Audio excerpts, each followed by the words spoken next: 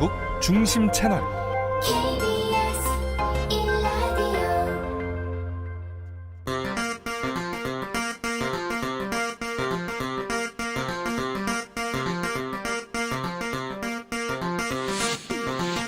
주진우 라이브.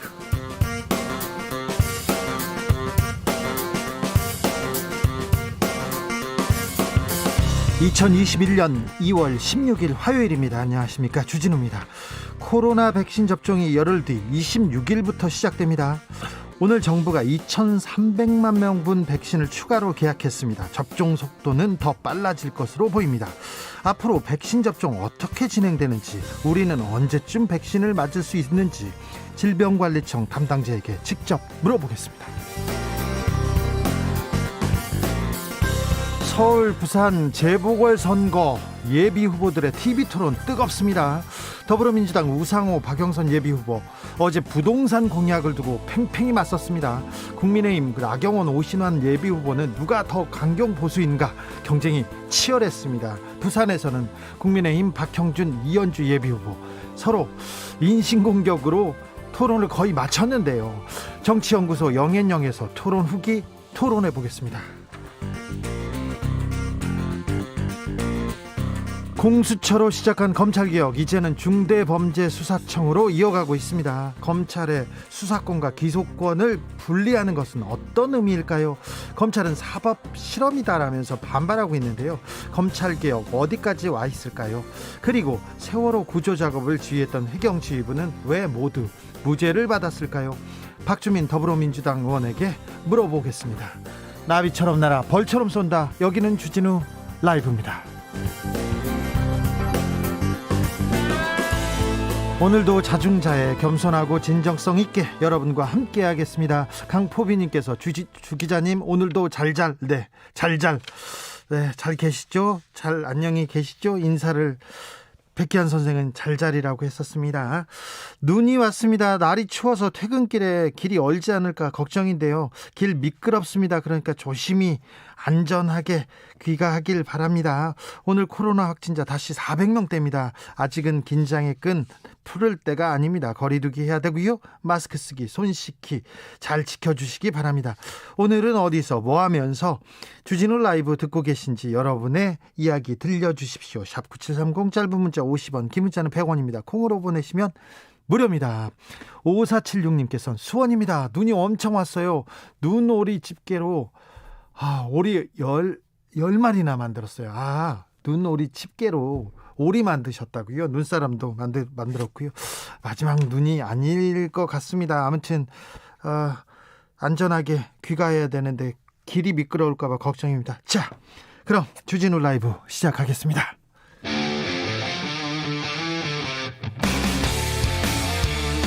탐사보도 외길 인생 20년. 주 기자가 제일 싫어하는 것은?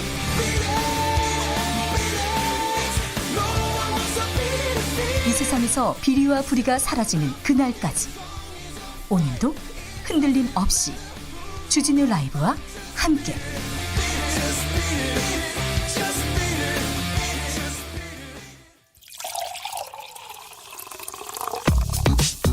진짜 중요한 뉴스만 쭉 뽑아냈습니다. 주 라이브가 뽑은 오늘의 뉴스 주스. 정상근 기자, 어서 오세요. 네, 안녕하십니까. 코로나 확진자가 늘었습니다. 네, 코로나19 신규 확진자가 나흘 만에 400명대를 넘겨서 457명이 나왔습니다. 예. 지역사회 발생 확진자 429명이고요. 수도권에서도 300명이 넘었고, 이 비수도권에서도 100명이 넘게 나왔습니다. 집단 감염 계속되고 있습니다. 네, 서울 구로구에 소재한 헬스장에서 시작된 집단 감염이 누적 확진자 40명을 넘겼고요. 헬스장에서 40명이 넘었습니다. 네, 이 충남 아산의 귀뚜라미 보일러 공장에서 70명 가까이 확진자가 나왔습니다. 예. 경기 남양주시의 주야간 보호센터, 그리고 포천시 제조업체에서 20여 명의 확진자가 나왔습니다. 그리고 걱정했던 설 명절 지나면서 가족 간 감염 계속 이어져요. 네, 이 부산에서 설날 가족 모임을 한 8명 중에 6명이, 이 충북 보은군에서도 설날 6명의 가족이 모였는데 4명이 확진 판정을 받았습니다. 네. 울산에서도 가족 간 감염으로 5명이 확진 판정을 받았고요. 이 청주 같은 경우에는 4명이 모였지만 이 4명이 모두 확진 판정을 받았습니다. 네. 경기도 여주의 한 아파트에서는 시리아인 20여 명이 가족 모임을 했는데 이 중에 15명이 감염이 됐는데요. 아이고. 이 모인 사람 중에 전남 나주에 거주하는 사람도 있었는데 네. 이 나주에서 영국발 변이 바이러스 감염이 있었거든요. 이 집단 감염이 변이 바이러스와 연관이 있는지 조사 중에 있습니다. 아이고. 가족 간 감염 이어지고 있습니다. 걱정입니다. 좀 조심하셔야 됩니다. 다음 달에 한미 연합 훈련 예정돼 있지 않습니까? 그런데 네네. 합동참모본부에서도 코로나 확진자가 나왔다고요. 네, 이 남북 관계에 있어 한미 연합 훈련이 중요한 변수로 꼽히고 있는데요. 그렇죠. 그 훈련이 내달 중순쯤으로 예정돼 있는데 이 코로나19 확진자가 나오는 돌발 변수가 발생했습니다. 우리 군의 작전주의를 총괄하는 합동참모본부에서 확진자가 나온 건데요. 아직 이 확진자의 감염 경로 그리고 합참 내 접촉자 중 추가 감염자 발생 여부는 확인되지 않았습니다. 다만 이 확진자와 밀접 접촉한 20여 명이 현재 자가격리가 됐고요. 경우에 따라서는 한미훈련 일정이나 실시 방식 등에도 영향을 미칠 수 있다라는 관측이 나오고 있습니다. 훈련할 때 지휘부는 이렇게 다 모여서 회의해야 될 거 아니에요? 네네. 그런 방식이기 때문에 이 훈련 준비에도 좀 차질이 불가피할 것으로 좀 예상이 되고 있습니다. 정부가 백신을 추가 확보했습니다. 네, 정부는 오늘 화이자 백신 300만 명분을 추가 확보해서 2분기에 도입하기로 했고요. 이 노바백스 백신 2천만 명분에 대해서도 추가 구매 계약을 했다라고 밝혔습니다. 예. 이로써 정부가 확보한 백신 물량은 총 7,900만 명분이 됐는데요. 이 노바백스 백신 역시 2분기부터 접종을 시작할 계획입니다. 오늘 우리 군이 민간인 통제선에서 북한 주민으로 추정되는 남성 한 명의 신병을 확보했습니다. 네, 군 당국이 오늘 동해 민간인 통제선 검문소 일대에서 북한 남성 한 명을 붙잡아 조사 중에 있습니다. 합동참모본부에 따르면 이 남성은 오늘 새벽 4시 20분쯤 동해 민통선에서 남쪽으로 이동하던 모습이 CCTV에 포착이 됐고 이에 군이 작전 병력을 투입해서 오전 7시 20분 이 남성의 신병을 확보했습니다. 이 과정에서 군은 대침투 경계령인 진돗개 하나를 발령했다가 해제했습니다. 20대 초반으로 추정되는 이 남성은 조사 과정에서 귀순 의사를 표명한 것으로 알려졌는데요. 합참은 남하 과정과 귀순 여부 등 세부 사항에 대해서 조사 중이며 해당 지역의 해안 경계를 포함해서 경계 태세 전반에 대해서 점검하고 있다라고 밝혔습니다. 최근에 이명박 전 대통령 이야기가 많이 나옵니다. 무슨 얘기인가 하면요. 이명박 정부 당시 국가정보원이 국회의원 전원에 사찰을 했다 이런 내용이 있어요. 근데 이 부분에 대해서 계속 얘기가 나오는데 민간인 사찰 문건 목록을 국가정보원에서 정보위원회에 지금 제출하지 않고 있다면서요? 네, 이명박 정부 당시 국가정보원이 18대 국회의원 전원 그리고 문화예술인 등 민간인들을 사찰한 사실이 보도되고 있는 가운데 오늘 국가정보원은 국회 업무보고에서 해당 문건 목록을 제출하지 않은 것으로 알려졌습니다. 최근 민주당은 이명박 정부 국정원 사찰 문제를 집중 거론하면서 네. 국정원의 정보 공개를 요구하고 있는데요. 반면에 국민의힘 측은 이런 의혹을 선거용 정치 공작이라고 맞받아치고 있는 상황입니다. 하지만 오늘 국정원이 해당 문서를 공개하지 않았는데요.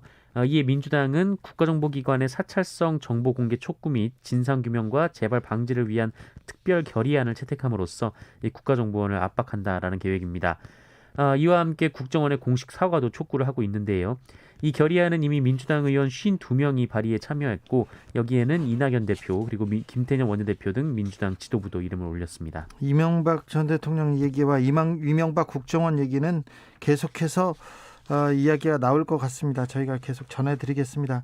안철수 대표와 금태섭 후보가 토론을 한다고 했다가 안 한다고 했다 다시 토론한다고요? 네, 이 단일화 과정에서 토론회를 몇 차례 그리고 어떻게 치를지를 두고 갈등을 빚어왔던 양측이 내일 모레 TV 토론을 하기로 합의했습니다. 네.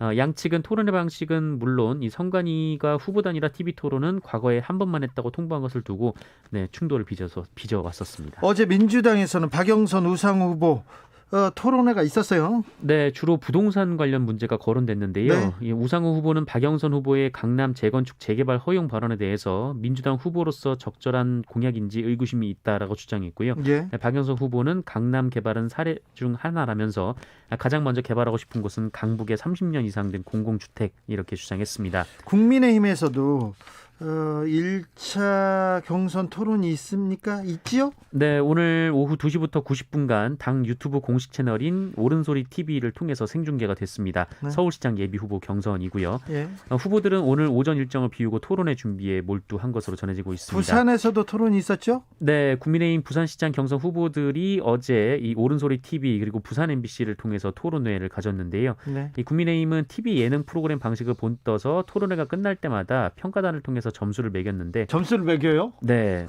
승자가 이 첫 번째는 박형준 후보 그리고 박민식 후보로 나왔습니다. 자, 토론에 대한 토론. 잠시 후에 정치연구소 영앤영에서 한번 해보겠습니다. 하버드 법대 교수입니다. 법대 교수예요. 이분은 역사나 인권에 대해서 공부한 분이 아닙니다. 하버드 법대 교수가 위안부에 대해서 망언을 했었는데요. 이 관련해서 이용수 할머님이 직접 반박할 예정이라고요? 네, 일본군 위안부 피해자 이용수 할머니는 현지 시간으로 17일 하버드대 아시아 태평양 법대 학생회가 주최하는 온라인 세미나에 참석해서 자신의 피해를 증언하기로 했습니다. 이용수 할머니는 역사 왜곡을 바로잡으려는 현지 학생들의 요청에 증언을 하기로 한 것으로 전해졌고요. 직접 미국에 가시진 않고 이 페이스북을 통해서 실시간 중계할 예정입니다. 네. 그리고 오늘 오전에 그 이용수 할머니는 서울 중구 프레스센터에서 이 위안부 문제를 국제사법재판소에 넘길 것을 정부에 촉구하는 취지의 기자회견을 열었습니다. 네. 국제사법재판소 ICJ는 UN 헌장에 규정된 유엔의 주요 사법기관으로 한국과 일본을 포함한 회원국들은 이 ICJ의 판결을 따를 의무가 있습니다. 네. 일본에서는 이 이용수 할머니에 대한 얘기에 대해서는 전혀 발언하지 않겠다 이런 입장을 내놨습니다.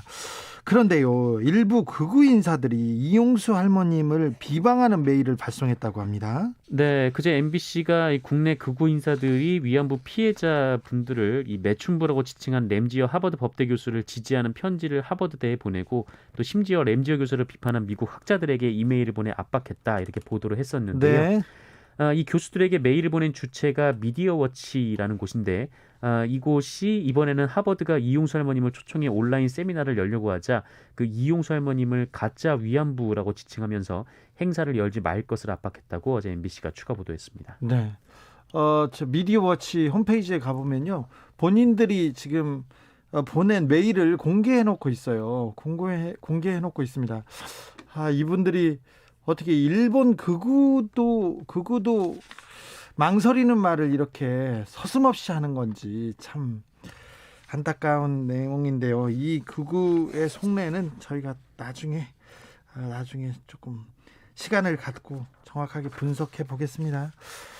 무소속 김홍걸 의원이 재산 축소 신고와 관련해서 재판을 받았는데 오늘 의원직을 유지하는 형을 받았습니다. 네, 벌금 80만 원을 선고받았습니다. 공직선거법 위반 시 국회의원 의원직 상실 기준이 벌금 100만 원이니까 이에 미치지 못하는 액수입니다. 서울중앙지법은 공소사실은 모두 유죄로 인정된다라고 했습니다. 이 김홍걸 의원은 지난해 총선 전에 재산신고서를 제출하는 과정에서 이 배우자 소유의 상가 면적 그리고 가액을 축소 기재하고 이 배우자 명의의 상가와 아파트에 임차, 전세 보증금 반환 채무를 누락해서 허위 사실을 공표한 혐의로 기소된 바 있습니다. 김홍걸 의원 측은 재판 과정에서 본인은 비례대표로 출마했기 때문에 이 재산 공개가 큰 영향을 끼치지 않았다라고 주장했고요. 재판부는 사실상 김홍걸 의원 측의 항변을 받아들였습니다. 그리고 조수진 국민의힘 의원과의 의원의 형량과의 균형도 고려된 것으로 보이는데요. 김홍걸 의원은 선고 직후 취재진에게 아쉽지만 판결을 존중한다라면서 또 죄송스럽게 생각한다라는 입장을 밝혔습니다. 조수진 의원도 재산을 누락해서 신고한 혐의로 재판을 받았는데 네. 벌금 80만 원형을 선고받았죠? 네, 맞습니다. 서로 항소하지 않아서 형이 확정됐고요. 인천에서 집단적으로 아동학대에 가담한 교사들이 있었습니다. 구속됐습니다. 네, 이 장애아동을 비롯한 아이들을 학대한 혐의를 받는 인천의 어린이집 교사 2명이 어제 구속이 됐습니다. 이들은 서구 국공립 어린이집에서 장애아동의 머리채를 잡고 내동댕이 치거나 쿠션으로 내리치거나 이 돌이 막 지난 아이를 이 서랍장에 넣고 웃는 모습도 있었고요. 네. 아이가 싫다는데 쫓아가서 물을 뿌리거나 말을 안 듣는다며 이 맨살에 아이 등을 손바닥으로 때리기도 했습니다. 이런 식으로 이들이 학대한 아이가 모두 10명이고 이 중에 자폐를 앓는 등 이 장애아동이 5명입니다. 지난해 11월부터 2달간 CCTV에 포착된 학대 건수가 150여 건이나 되고요. 이에 경찰은 보육교사 6명 그리고 원장을 입건해서 수사를 하고 학대 정도가 심한 교사 2명에 대해서 구속영장을 신청한 바 있습니다. 그런데 이들이 구속에 앞서서 그 영장 심사를 앞두고 피해 아동의 집에 찾아가서 이 부모들에게 자필 사과 편지 그리고 과자 바구니를 전한 것으로 확인됐습니다만 예. 이 법원에 나온 학부모들은 진정성 없는 사과는 거부한다며 엄벌을 요구했습니다. 네, 2명의 아동 학대에 가담한 교사들이 구속됐습니다. 그랜드 조선 호텔이라는 그랜드 조선 제주 호텔입니다. 네. 굉장히 특급 호텔이라고 하는데 여성 사우나 창을 투명하게 만들어서 논란이 되고 있다고요? 네, 이 지난달 문을 연 이 그랜드 조선 제주 호텔의 사우나와 이 샤워실 시설 일부가 유리창 밖으로 노출된 채 운영돼 논란을 빚고 있습니다. 지난 15일 온라인 커뮤니티에 신혼여행으로 제주도를 방문을 했다고 밝힌 작성자가 이 호텔 스위트룸에 투숙을 했다가 피해를 입었다라고 밝혔는데요. 작성자는 스위트룸 전용 수영장과 샤워 시설을 이용했다라면서 해당 호텔 사우나 유리창은 미러 코팅이 돼 있다고 들었는데 이 마지막 날 산책을 하다가 보니까 외부에서 사우나 내부가 다 보였고 사우나 내부의 온도계 글씨까지 보였다라고 했습니다. 이에 놀라서 호텔에 항의를 했는데 이 호텔은 낮에는 안 보이고 저녁엔 블라인드를 내린다 이렇게 답변했다고 했습니다만 작성자는 본인들이 이용한 시간에 블라인드는 내려간 적이 없다라고 답을 했고요. 이 사진을 보여주며 항의하자 실수로 블라인드를 내리지 않았다는 답을 했다고 합니다. 그리고 투숙객들의 항의가 이어지자 호텔 측은 영업방해로 경찰을 불렀다라고도 하는데요. 이 논란이 확산되자 호텔 측은 이 실제로 투숙객에게 했던 말을 그대로 언론에 답변을 했습니다. 그리고 CCTV를 확인해 보니 우려했던 피해는 다행히 없었다라고 해명을 했습니다. 주스 정상근 기자 함께했습니다. 감사합니다. 고맙습니다. 0998님께서 여주 그 아파트 사는 주민입니다. 아까 시리아인 그 집단 감염 있다고 했었던데 다행히 시리아인들 이외에 지역 주민들을 아직 확진자 발생 없습니다. 이렇게 얘기했습니다. 고주홍님께서도 어떻게 반민족 매국 범죄자들이 버젓이 학문적 양심, 표현의 자유 등을 논하는가 이렇게 하면서 분노의 문자를 주셨습니다. 미디어워치 들어가 봤더니 머릿기사에 단독이라는 말을 붙여놓고 위안부 이용수 실은 원피스와 구두에 홀려 위안부 됐다 이러면서 위안부 일본군 위안부 피해자 아니다 이런 주장을 하고 있는데요. 어떻게 이런 얘기를 하고 있는지 독일에서 이런 얘기를 했으면 바로 형사 처벌됐을 텐데 그런 생각을 조금 해봅니다. 교통정보센터 다녀올게요. 김한나 씨. 네, 오늘 종일 돌발 상황들이 많았는데요. 지금도 여전합니다. 먼저 서울 시내 내부순환도로 성산 방면으로 홍은에서 홍제램프 사이인데요. 유진 상가 앞 3차로를 막고 사고를 처리하고 있어서 부근으로 속도 떨어지고요. 고속도로에서는 경인고속도로 인천 방면으로 신월 부근 1차로에서 사고를 처리하고 있습니다. 또 통영 대전고속도로 대전 쪽으로는 남대전 부근에서 살짝 정체인데요. 역시 사고 여파 때문이고요. 중앙고속도로 대구 쪽으로는 북단양 나들목 1차로에서 화물차 단독 사고를 처리하고 있습니다. 노면 습기로 인해서 시야 확보가 어려우니까요. 주의해서 지나시기 바랍니다. 계속해서 서해안고속도로 정체 구간 살펴보겠습니다. 서울 쪽으로 바란 부근에서 화성 휴게소까지 9km 정체고요. 비봉에서 용담터널까지 5km, 다시 일찍에서 금천까지 어렵습니다. 경부고속도로 서울 방면은 안성 휴게소부터 오산 부근과 기흥 동탄에서 수원 사이 어렵고요. 양재에서 반포 사이도 차가 많습니다. KBS 교통정보센터였습니다. 주진우 라이브.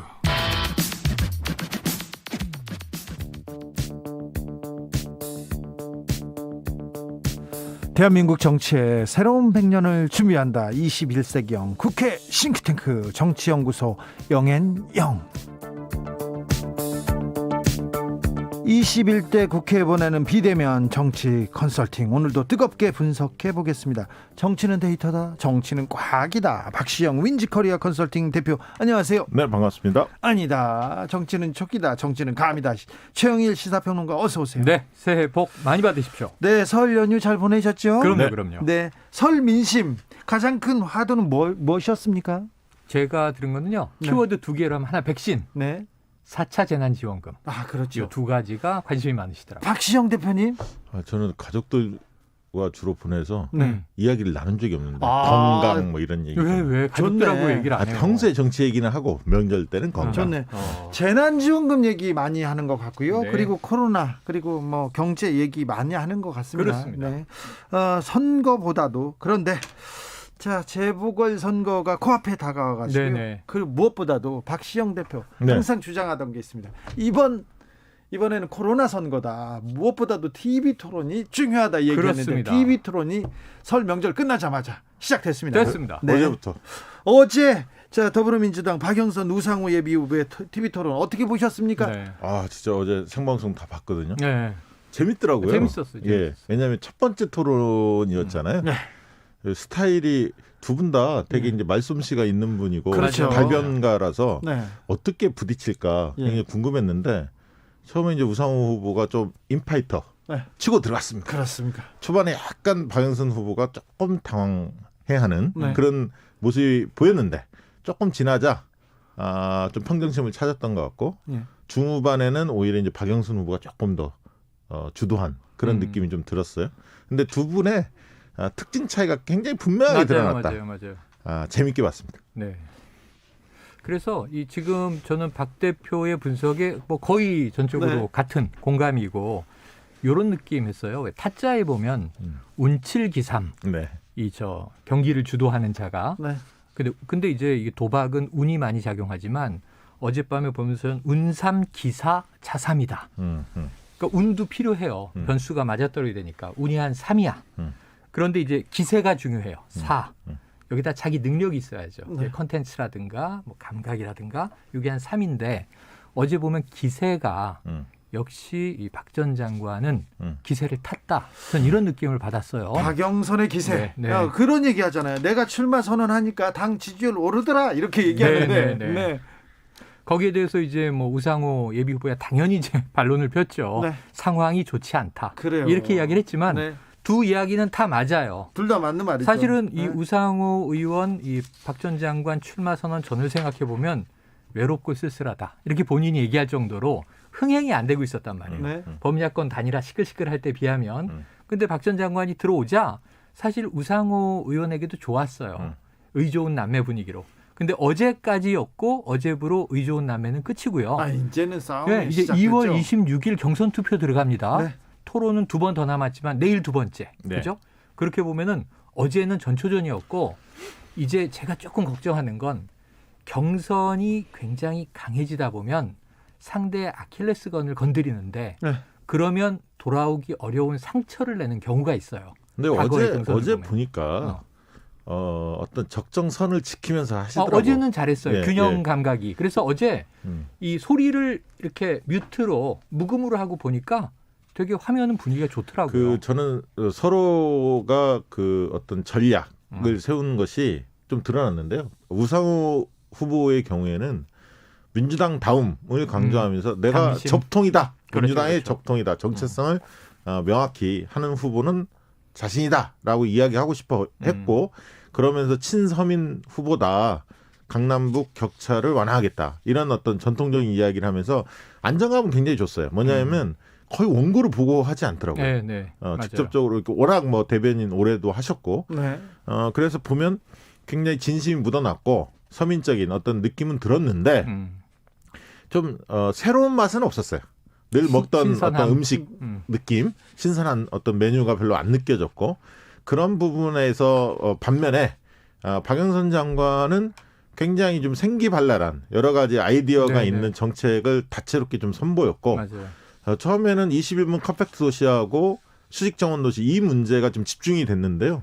그 문제만 가지고 가는 것은 제가 볼 때는 박 장관한테는 마이너스예요.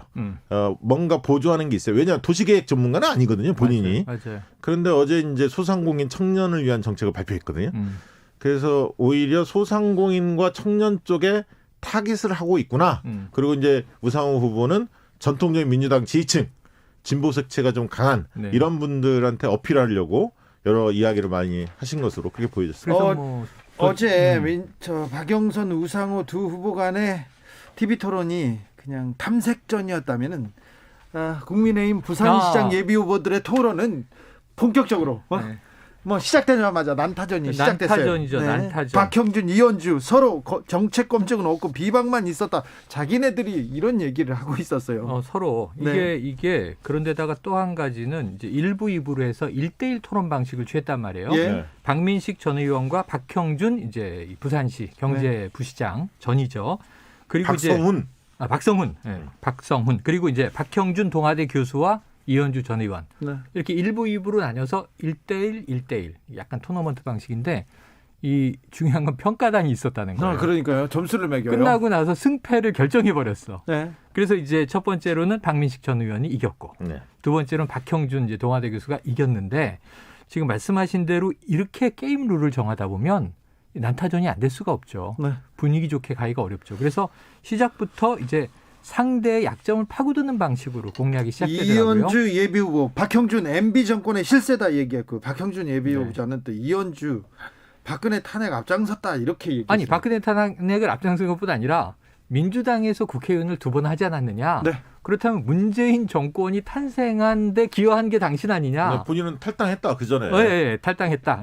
사실 국민의당으로 나왔죠. 이제 그렇습니다. 그렇게 받아치긴 했는데 어쨌든 이제 이 박형준 후보의 논지는 지금 와서 친이 친박 따지는 게 무슨 의미가 있느냐. 그런데 개파가 변수가 하나 이런 얘기를 생겼어요. 하죠.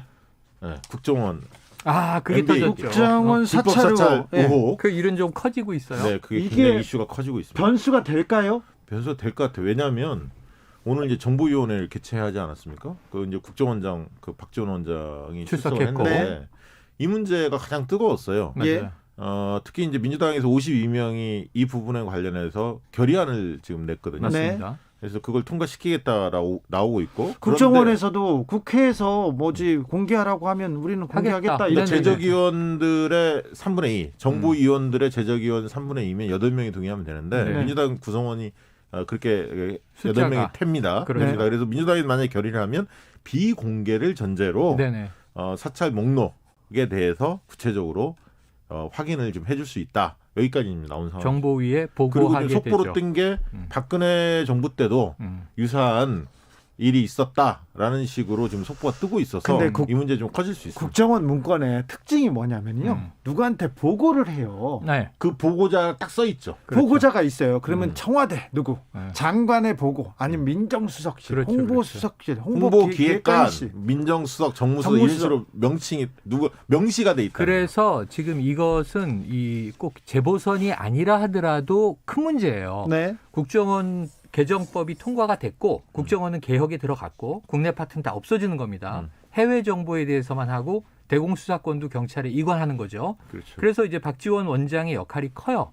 국정원을 완전히 이제 새롭게 개혁한다. 탈퇴시켜야 네. 되는데 근데 이거는 어두운 흑역사잖아요. 네. 그러니까 이걸 개혁하기 위해서는 뭔가 법적 절차에 따라서 내용을 당연히 엄정 조사하고 예. 거기에 대한 개선 대책을 박지원 원장 주도하에 내야 되기 때문에 저는 뭐 두 가지인데 사찰 대상자에 대해서도 이것은 공개돼야 될 정보죠. 그러니까 지금 4대강 네. 때 그 사찰 대상자로 지금 돼 있는 환경단체 쪽에서 환경단체 쪽 이걸 인사들. 요구를 했어요. 예. 3월 초까지 판단을 해야 합니다. 국정원이 답변해줘야 답변을 되고 해줘야 합니다. 또는 정보위에 비공개로 보고도 해야 되고 네. 그래서 이 문제가 자체로 큰 이슈인데 문제는 아까 말씀하신 대로 보고서에 당시 청와대에 재직하고 있었던 박형준 현 교수의 이름이 홍보기획관이든 정무수석이든 세 가지가 걸려 있죠.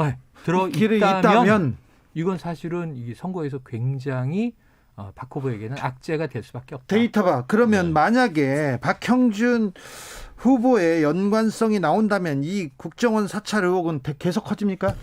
뭐 어느 정도까지 커질지는 모르겠는데 좀 한참 지난 일이긴 하지 않습니까? 네. 그러나 이 충격적인 건 뭐냐면 모든 국회의원들 그리고 1,000명 정도 지금 된다는 거 아니에요. 맞아요. 문화예술인, 시민단체 네. 모든.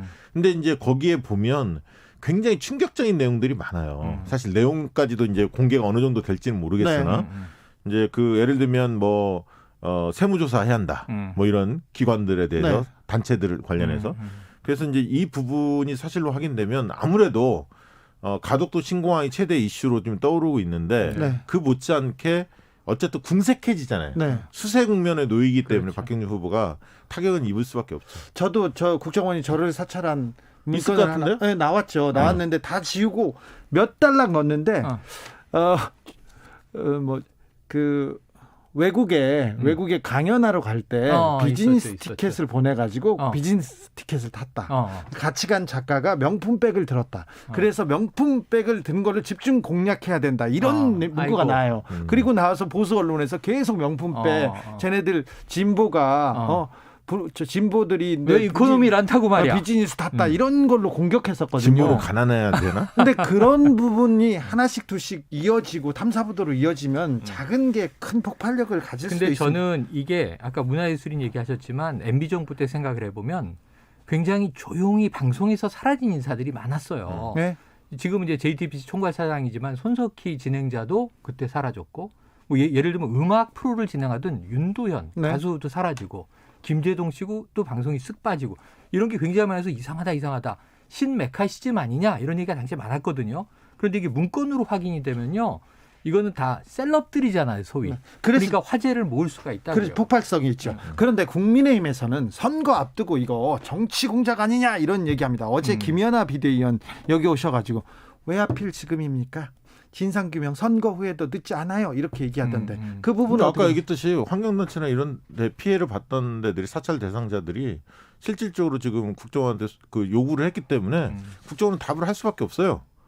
3월 초에. 네. 그렇기 때문에 꼭 그 여당 쪽에서 추진하는 거 무관하게도 이게 지금 그 나올 수밖에 없는 상황이 물론 이제 국정원이 그 부분에 대해서 어떻게 판단할지는 아직 입장을 밝히지는 않았지만 공개할지 여부에 대해서는 그리고 이것은 정치권이 먼저 시작한 게 아닙니다. KBS가 2018년에 보도를 했죠. 단독 보도를 했죠.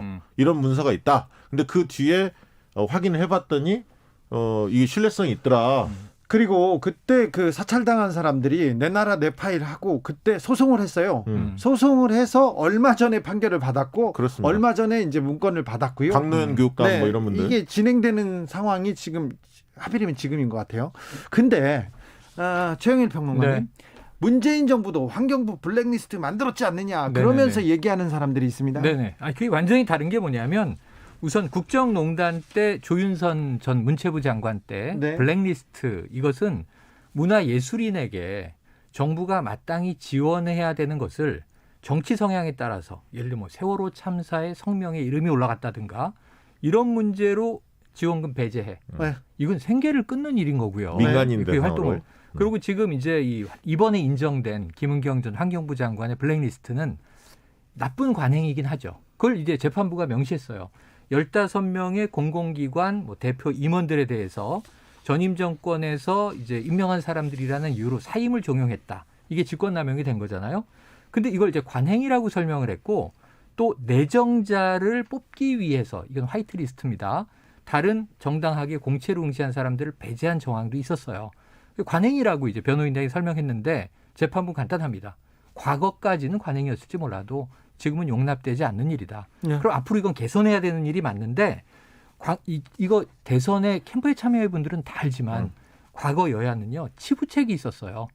대선 캠프에서 특보로 활동한 사람들 나중에 우리가 집권하면 그 독립기념관장은 누가 좋을까? 뭐 이런 이제 인사 리스트를 한다고요. 근데 그게 박근혜 전 대통령 때는 다 대통령의 수첩에 있었던 사람들 아닙니까? 네. 근데 이런 관행은 이제 끊어야 한다라는 게 사법부의 결정이에요. 저는 이거 존중해야 된다. 여야를 막론하고 이렇게 보는데 그 공공기관 우리가 어공, 늘공 이렇게 부르는데 네. 어쩌다 공무원이 되는 네. 정치권 인사들에 대한 관행은 이러한 이 판결을 계기로 없애자. 그 좋은 일이다.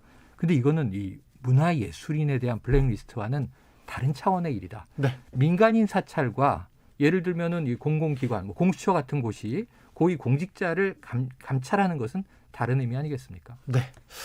국민의힘 서울시장 예비후보들 토론 분위기는 어땠습니까? 어제 오세훈 조은희조 그리고 오신환 나경원조 이렇게 나눠서 토론을 했다는데 오늘부터 했어. 오늘. 네, 그렇죠. 오늘부터죠. 오늘 오후부터. 자, 오신환 후보하고 나경원 후보가 예비후보죠. 두 후보가 당신이 오신환 후보가 네네. 나경원 예비후보를 향해서 강경 보수라고 이렇게 했어요. 맞아요. 그 얘기가 너무 재밌더라고요. 그러니까 이제 나경원 이 후보는 네. 나 중간이다 이렇게 얘기를 했는데 나경원 후보는 지금 2단계 전략을 명확하게 구사하는 게 눈에 보여요. 초기에 당심을 끌어들여야 할 때는 짜장면이냐 짬뽕이냐. 네. 지금은 짜장면이 필요할 때다. 지금 보수는 보수다. 보수 본색으로 어필했는데 그렇죠. 그 다음에는 지금 금태섭 전 의원을 명절 연휴 마지막 날 만나는 등 중도 행보를 또 한단 말이에요. 조정훈까지 전략. 함께하자. 네, 나경원의 전략보다는 금태섭의 전략. 오히려. 네. 그런데 어쨌든 그러면서 서로 취하려고 하는 것은 우리는 중도까지 아우른다. 네. 이런 메시지를 내는 거지. 후보가 중간이다 당내에서 이런 얘기를 할 법도 해요. 당내에는 그러니까 당 지지층을 본다. 왜냐하면 굉장히 극우 성향에 가까운 분들도 꽤 있잖아요. 사실은. 많죠. 물론 중간까지는 아니더라도 그분들하고 상대적으로 조금 가까운 느낌은 듭니다만 어쨌든 뭐 가장 치우쳤다 이렇게 볼 수는 없거든요. 사실 그런 측면에서 맞받아친 것 같고요. 근데 이제 조금은 강경 그 보수 색채가 좀 강한 건 사실이죠. 근데 이제 오세훈 예를 들면 후보에 비하면. 예. 그렇죠. 오세훈 후보나 오신환 후보 입장에서는 어쨌든 너무 보수적이다라고 비판할 수는 있는데 저는 격세지감을 느끼는 건 보수적이어서 문제다라고 보수정당 내에서 이게 공격 포인트로 나오는 것은 김종인 비대위원장이 참 그동안 중도로 가려고 애를 썼는데 드라이브가 잘 안 걸렸거든요. 네. 당내 중진들이 반발도 있었고 우리의 집토끼를 놓칠 수 있겠느냐. 그런데 이제 선거 국면이 닥쳐오니까 이겨야 되잖아요. 그러니까 이제 외연 확대를 위해서 대부분의 후보들이 이 중도 행을 해야 된다라고 하는 혹은 또 좌클릭을 해야 한다고 하는 인식들은 되게 명확하구나 하는 느낌이 들어서 나경원 흥미로운 후보가 대목이에요. 진대재 과거 장관 그렇죠. 이런 분들도 영입을 했잖아요. 맞습니다. 그 자문 받고 있잖아요. 맞습니다. 그러니까 여러 나름대로는 다양한 어떤 색채들을 좀 빨아들이면서 좀 넓히고 있다 외연을 이런 느낌도 맞습니다. 들어요 사실. 맞습니다. 예. 뭐 강경 보수로 갔다가 지금 중도로 갔다가 저 정책들도 계속 던지고 있고 나경원 전 의원이 지금 뭐 예비 후보죠. 존재감을 좀 보여주고는 있습니다. 국민의힘 내의 서울시장 후보 4명의 경선 주자 중에는 네. 나경원 후보의 아까 제가 뭐 운칠기삼 기세가 가장 좀 두드러지기는 하죠. 그렇습니다. 예. 안철수 금태섭 두 예비 후보 간의 토론은 있는 겁니까? 한다 만다 다시 한다고 얘기해서 제가 보기에는 안철수 후보의 TV 토론에 관심은 가장 많이 가지 않을까 이런 생각도 그렇죠. 해봐요. 작전인가요? 일단 많이 볼 것 같긴 해요. 네. 흥행은 되겠죠. 왜냐하면 과거에 TV 토론 때문에 곤혹을 좀 치렀기 때문에 과연 많이 좀 나아졌을까? 네. 이게 이제 대중의 관심 아니겠습니까? 일단 TV 토론마다 주옥 같은 또 말들고 네, 말들로 그 관심을 사로잡긴 했었잖아요. 네네네. 한 번은 이제 뭐 말투에서도 누굽니까 하는 또 이 말투에다가 뭐 갑철수냐 MB 네. 아바타냐 재밌는 어록들을 쌓았지만 네. 본인의 당선엔 마이너스였다. 아. 그것들이. 그래서 문제는 이 지금 이제 추정컨대 많은 전문가들이 혹시 안철수 대표가 좀 토론 트라우마가 있는 거 아니냐. 과거 대선 과정, 지방선거 과정에서 토론에서 계속 빛을 못 보고 오히려 이제 역효과를 냈기 때문에 그런데 이번에 금태섭 전 의원은 사실은 방송 패널도 많이 했고 얘기를 잘하는 데다가 네. 이번 명절에 제가 깜짝 놀란 게 새로운 이 목소리 기반의 SNS가 지금 클럽하우스라고 화제예요. 근데 국내에 그게 들어와서 막 가입자가 셀럽들이 인싸들이 늘어나고 있는데 금태섭 전 의원이 거기 방을 딱 개설하고 토론하실 분 들어오세요. 하고 목소리로 채팅을 하고 있는 거야. 목소리로 채팅을 했는데 일반 시민들과. 일반 시민들이 많이 들어갔습니까? 제가 봤을 땐 많지는 않았어요. 많지는 않았죠. 네. 그런데 어쨌든 뭐 박영선 전 장관도 들어오고 시도는 좋은 건데 네. 그만큼 먼저. 직접 소통에 자신이 있다라는 느낌을 주는데 이번 15일 그 토론회가 무산된 게 네. 지금 서로 공방했거든요. 내탁 네. 공방을. 네. 근데 안철수 캠프 쪽의 이야기는 자 선관위가 단일화 토론을 한 번만 허용한다고 했는데 이걸 결선 때 써야지 지금 쓰면 안 되는 거 아닌가를 고민하고 있었다는 내용인데 그건 좀 이해가 안 되는 게 이해가 안 되잖아요. 선관위에서 그렇게 과거 정몽준 노무현 단일화 때 한 번 했다라고 예시로 들었으면 물어볼 거 아닙니까? 그렇죠. 그럼 지금은 어떻게 되는 거예요? 이게 물어보면 종편도 생겼고 뭐 네. 유튜브도 있고 다양하게 있지 않습니까? 그럼 뭔가 이야기를 했을 텐데 그걸 확인 안 했다? 안 물어봤다는 거죠. 조금 의아합니다. 네, 그래서 이 대목에서는 왠지 그 안철수 대표 쪽이 기피한 느낌이 돼버리면서 괜히 토론을 또 피하는 그렇죠. 분위기가 돼버렸단 말이에요. 네, 네. 그래서 이제 18일은 안 할 수가 안 할 없게 된 수가 거지. 없고 그렇죠. 그 이미지가 안철수 후보가 용두삼이 이미지가 좀 있어요. 초반엔 기세를 쫙 올리다가 후반 갈수록 좀 힘이 철수. 빠지는 네. 이게 이제 과거의 정치 경례 그런 이제 되풀이가 됐었는데요. 이번에 이제 좀 달라질까 이걸 좀 봐야 할 것 같고요. 좀 달라지지 않을까요? 체급차가 워낙 있으니.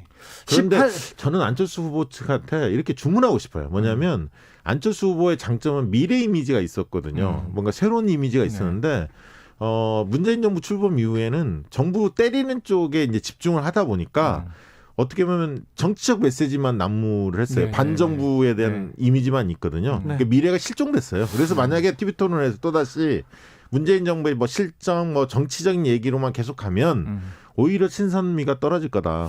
자기 그런 생각이 듭니다. 컨텐츠를 보여달라. 근데 그러다 보니까 어제 토론회가 무산되고 결국은 이제 사흘 미뤄져서 다시 잡히면서 여기에 자당의 문제가 아님에도 불구하고 2단계에서는 만나지 않을 수 없는 국민의힘의 김종인 비대위원장이 오히려 개입할 수 있는 틈을 준 거예요. 그래서 뭐라 그랬냐면은 주어가 빠진 비판을 지금 몇 가지를 내놨죠.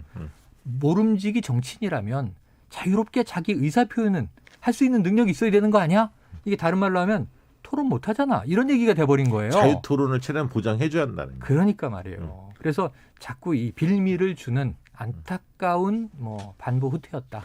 18일에 좀 선전하기를 기대해 봅니다. 18일 분위기도 참 궁금해집니다. 네. 자, 재보궐선거 50일 정도 앞으로 나갔는데요. 변수가 있을까요? 조금 그 박시영 대표 생각하는 변수. 변수는 어쨌든 아까 있는 TV 토론이나 이런 등등을 통해서 네. 지금 이제 진영별로 단일화를 하고 있는데 민주당 쪽도 이제 후보 선출하면 열린민주당 쪽하고 그렇죠. 김진애 후보하고 그렇죠. 한 번 더 단일화를 가질 가능성이 높습니다. 그런 과정 속에서의 상처가 얼마나 나느냐. 오히려 네. 시너지보다는 상처를 줄이는 상처를 줄이는 게 리스크를 줄이는 게 관건이라고 봅니다. 네. 저는 50일 동안 처음에 이 설 밥상머리 민심에 재보선 후보들은 그럴듯한 반찬을 올리지 못했다. 네. 그러다 보니까 명절 연휴 끝나고 나서 이제 불붙기 시작하는 네. 거예요. 그런데 이 지켜보는 민심은 다시 처음에 제가 말씀드린 화두로 돌아가요. 네. 자, 백신 접종 시작돼서 코로나19 좀 가라앉는가? 그래서 좀 자영업자, 소상공인, 취약계층 경제가 좀 살아날 수 있는 여지가 생기는가? 문재인 대통령 연일 그 메시지를 내고 있잖아요. 네. 네. 이제는 일괄적인 획일 방역 아니다. 네. 자율적인 방역인데 그 대신 스스로 책임지게 하겠다. 이제 완전히 전환이 좀 이루어질 것 같아요. 근데 백신 접종이 약간 아스트라제네카가 문제가 생기고 있잖아요. 이것을 이제 얼만큼 정부가 방역을 잘 하는가. 두 번째는 이 긴급재난지원금 4차가 3월 추경돼서 지급될 분위기잖아요. 그렇죠. 여기에 속도를 내고 따라서 있습니다. 민심의 좀 마음의 여유가 왔다 갔다 할 수 있을 것 같습니다. 재보궐선거는 여기까지 하고요. 네. 잠시 숨 좀 돌리고 와서 저희의 목소리는 대선으로 넘어가겠습니다. 그래요. 자, 대선 때 아까 최영일 평론가 얘기대로 재보궐선거보다는 재난지원금 얘기가 많이 나왔어요. 그리고 재난지원금 얘기가 나오면서 계속해서 목소리를 높인 분이 한 분 딱 나오셨습니다. 임종석 전 실장. 비서실장. 이재명 경기지사한테 이렇게 견제구를 던지는 것처럼 보이는데요. 어떻게 보셨습니까? 그러니까 이제 이게 기본소득을 그러니까 이재명 이 지사가 지금 탄력을 좀 받았죠. 네. 지지율 측면에서. 많이 받았어요. 사실 지난해 추석 지나고 파기환송심에서 이제 무죄가 확정되고 그때부터 이제 족쇄를 풀었다. 네. 날개를 달았다. 이런 얘기가 나왔는데 네. 그때 이제 뭐라고 얘기를 하셨냐면 자, 도정에 충실하겠다. 네. 사법부에 감사드린다. 네. 이런 이야기로 겸손하게 갔는데 그다음에 사실은 굉장히 여러 정치적 쟁점과 이슈에 또렷한 자기 목소리를 내기 시작한 거예요. 네. 근데 그게 효과가 있었어요. 연말 연초에 지지율이 올랐고 이낙연 대표는 대통령 지지율과 당 지지율에 묶여 있는 상황인데 굉장히 자유로운 리베로로 활동을 하면서 이 좀 진보적인 색깔을 사이다로 강하게 했고 그리고 이제 이낙연 대표는 이게 사면론 때문에도 그렇고 떨어지는 격차가 발생했단 말이에요. 근데 지금 이제 기본소득을 강하게 주장하기 시작했는데 어떤 이유에서든 민주당 내에서 여권 내에서 견제구가 날아오기 시작하죠. 근데 원탑은 항상 견제를 받는 거예요. 근데 이제 이재명 지사표의 브랜드가 몇 가지가 있지 않습니까? 뭐 지역 화폐도 있고 재난지원금 기본소득, 같은, 재난지원금 기본소득. 경기도 이제 2번을 줬는데 2차 네. 재난지원금을 줬는데 거기에 이제 뭐 불법 계곡 그런데 그 적치물들 네. 그 정비안 뭐 이런 네. 것들도 있고요. 보면은 뭐냐면 이제 그 행정 경험을 통해서 성공 신화를 좀 써왔다는 거예요. 아무튼 그러니까 일은 잘한다. 이런 성공 이미지가 있죠. 신화를 써왔기 때문에 기본소득은 아직 검증된 바가 없지 않습니까? 네. 사실은. 초유의 그리고 일이죠. 이제 그 부분에 대해서는 충분히 논쟁이 있을 수밖에 없고요. 그런데 이재명 표의 기본소득과 관련해서 허점이 있을 수 있는데 그 이재명 지사를 좋아하는 분들은 지금까지 나름대로 경기도표 여러 정책 브랜드들이 상당한 실적을 냈다, 성공을 했다 때문에 기본소득도 뭔가 할 수 있지 않을까 이재명이라면 뭐 이렇게 생각하는 견해가 좀 있는 것 같고요. 그러다 보니까 이게 뭐 예를 들면 약간의 허점이 있다 하더라도 바로 지지율이 뭐 연동돼서 빠지거나 이러지는 않는 것 같아요. 맞아요. 그리고 임종석 전 실장은 당연히 반 이재명, 비 이재명 진영에 공간이 있기 때문에 이낙연 대표가 좀 빠졌기 때문에 그 공간을 좀 치고 나가려고 하고 논쟁적인 지점을 삼은 건데 왜냐하면 지금의 윤석열부터 시작해서 나머지 홍준표 뭐 등등은 거기를 때려봤자 지지율이 워낙 낮아서 지금 그렇죠, 다들 그렇죠. 그 반사이익을 임종석 실장이 볼 수가 없어요. 때문에 그 타깃을 이재명 지사 쪽으로 잡은 것 같아요. 맞아요. 이제 대선 전략상 잡은 것 같고요. 다만 이제 비이재명, 반 이재명 이 표가 과연 임종석 전 실장한테 갈 거냐? 네네. 이거는 조금 더 지켜봐야 할 것 같습니다. 그래서 지금 이게 이거죠. 원탑은 공격받게 돼 있다. 네. 원탑이니까 이제 도전자들이 다 사실 예상치 못한 방향에서 예상치 못했던 사람들이 공격이 나올 수 있는데 한 가지는 좀 유념할 대목이 있어요. 이재명 지사에게 권고를 드린다면 자, 이낙연 대표는 어차피 경합 대상이에요. 네. 격차는 있지만 끝까지 어쨌든 이게 선의의 경주를 해야 되고 여기서 틈을 노리는 게 정세균 총리예요. 네. 자, 이 이낙연 지사가 빠진다면 내가 대항마가 될 수 있을까? 그러면서 역시 기본소득이라든가 또 이재명 지사의 보편 지급이라든가 여기에 대해서 나를 계속 세우고 있어요. 예. 근데 이제 임종석 전 실장이 등판을 한 건데 이 내용이 자, 기본소득이 아니고 보편임금, 이 생활임금, 과거에 얘기했던 다른 개념이다. 그런 이제 비판을 교황의 이야기를 인용해서 하고 있는데 사실 임 전 실장의 얘기는 하나예요. 말과 태도가 중요하다. 전 어디서 좀 이거 약간 아슬아슬하다 하는 걸 느꼈냐면 알래스카 얘기를 이낙연 대표가 해요. 네. 그 여기에 다음에 대해서 바로 사대주의 열패의식이다. 이렇게 얘기를 해요. 이건 굉장히 센 발언이거든요. 그러니까 세계 어느 나라도 아직 한 바가 없다. 알래스카 미국의 주정부 하나에서 하는 정도다라고 해서 우리가 못한다는 생각을 버려라. K-팝을 봐라. 우리가 이 정도 역량이 되지 않았느냐. 우리가 세계 최초로 기본소득을 할 수도 있는 거다라는 라고, 호기는 좋은데 네. 이재명 지사가 지금 한 얘기죠. 이재명 지사가 이렇게 어찌 얘기했죠. 보면 네. 이낙연 대표를 겨냥하여 네. 사대주의적인 열패의식을 응전했죠. 네. 이렇게 얘기한 거는 좀 강한 비판이었다. 근데 실제로 지금 K방역 이후에 지금 어쨌든 포스트 코로나 시대에 들어가면서 네.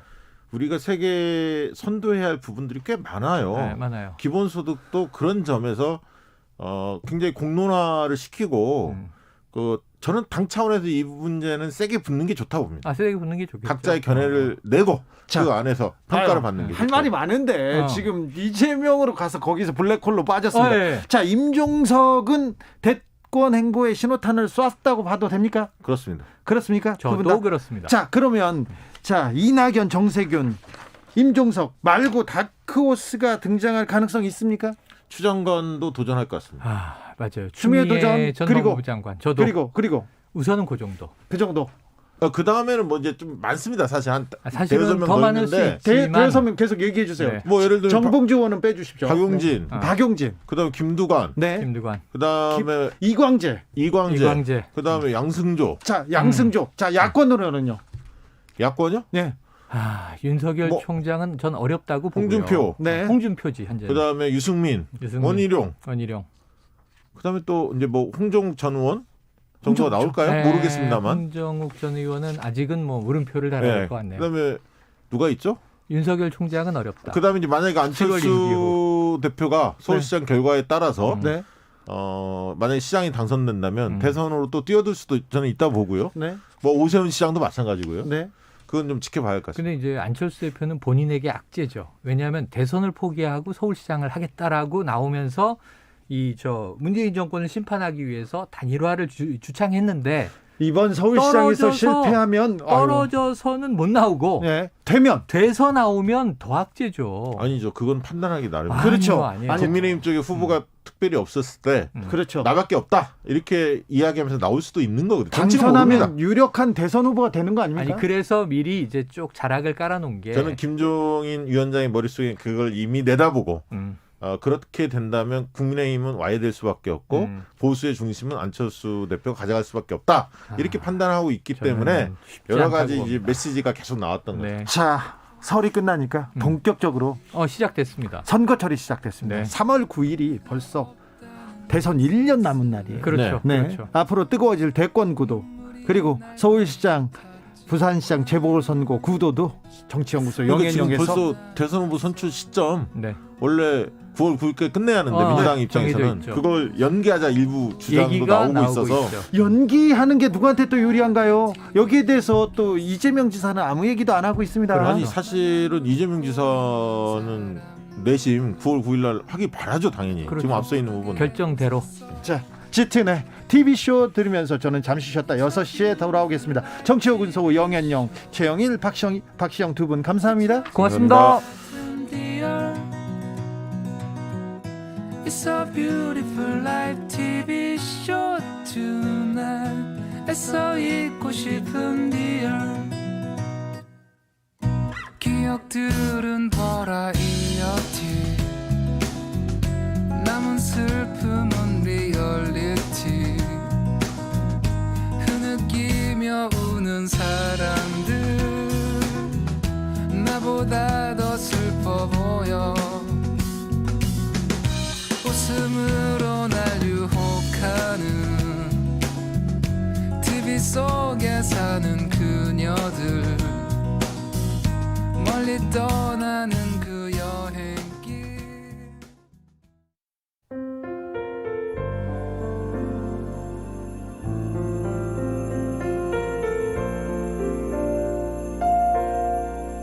KBS 라디오 연중기획 희망충전 대한민국 417번째 이야기. 안녕하세요. 아나운서 이현주입니다. 한창 밖에서 뛰어노는 게 좋은 나이 9살 다현이는 놀이터보다 병원이 더 익숙합니다. 생후 100일부터 림프관 확장증을 비롯한 여러 희귀성 난치병이 겹치면서 병원에서 많은 생활을 보냈기 때문입니다. 최근에는 머리에 종양이 생겨 입원을 해야 하는데요. 다현이 부모님은 힘든 검사를 받으면서도 보채지 않고 꾹 참아내는 다현이가 너무 안쓰럽고 마음이 아픕니다. 다현이가 짊어진 삶의 무게를 덜어주고 싶은 엄마 아빠는 매일 두 손 모아 기도하고 있습니다. 꽃샘추위 속에서도 꽃망울을 터뜨리는 봄꽃처럼 다현이 역시 지금의 시련을 이기고 따스한 봄을 맞이할 수 있길 바랍니다. 코로나19 여파로 사례자와 취재팀의 안전을 위해 사연으로 대신 전달합니다. 여러분의 따뜻한 손길이 희망의 빛이 됩니다. ARS 060-700-1580 060-700-1580 한 통화 3,000원으로 희망을 선물해 주세요. KBS 라디오 연중기획 희망충전 대한민국은 초록우산 어린이재단, 인탑스 주식회사, 그리고 청취자 여러분과 함께합니다. ARS 060-700-1580 한 통화 3,000원입니다.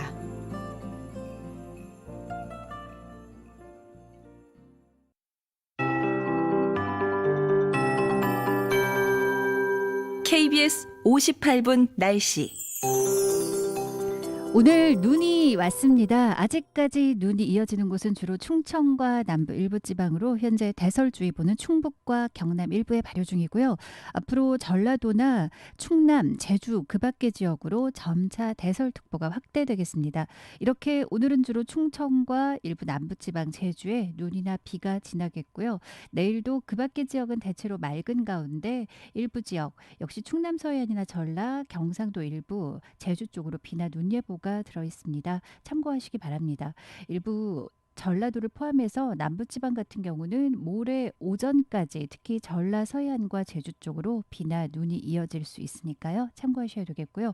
이렇게 많은 눈이 예보된 지역을 중심으로 전북이나 전남권 서부, 제주 산지 5에서 최고 15cm 이상의 눈이 더 내려 쌓일 수도 있겠습니다. 충남 서해안과 전남 동부는 3에서 10cm 정도 모레까지의 지금 적설량이 나와 있는 상황입니다.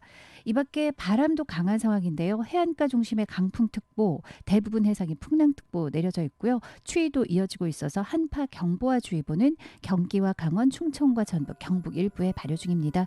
내일 아침은 이번 주 중 가장 춥고요. 오늘보다 기온 더 내려앉아 서울이 영하 10도까지 내려앉겠고 낮 기온 영하 4도에 그칩니다. 금요일 오후부터 추위가 풀리겠습니다. 최영우였습니다.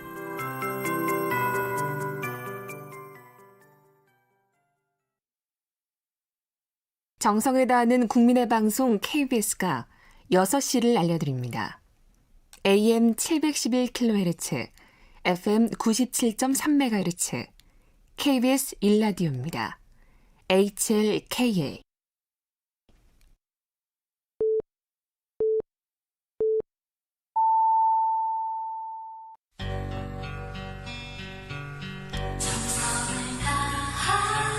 정성을 다하는 국민의 방송 KBS 주진우 라이브. 그냥 그렇다고요. 주진우 라이브 2부 시작했습니다. 코로나19 백신 접종 이제 열흘 뒤면 시작됩니다. 우리도 이제 백신 맞을 수 있습니다.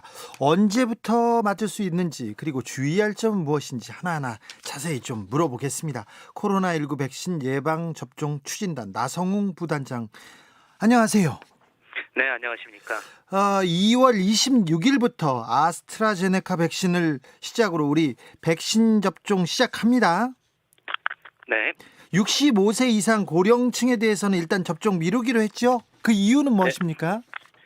네, 현재까지 이제 근거에 보면 네. 아스트라제네카 백신은 안전성과 면역성, 중증 질환, 이런 사망 예방 효과 등은 확인되었지만 네. 65세 이상 연령층에서는 유효성이 통계적으로는 충분히 입증이 되지 않았습니다. 네.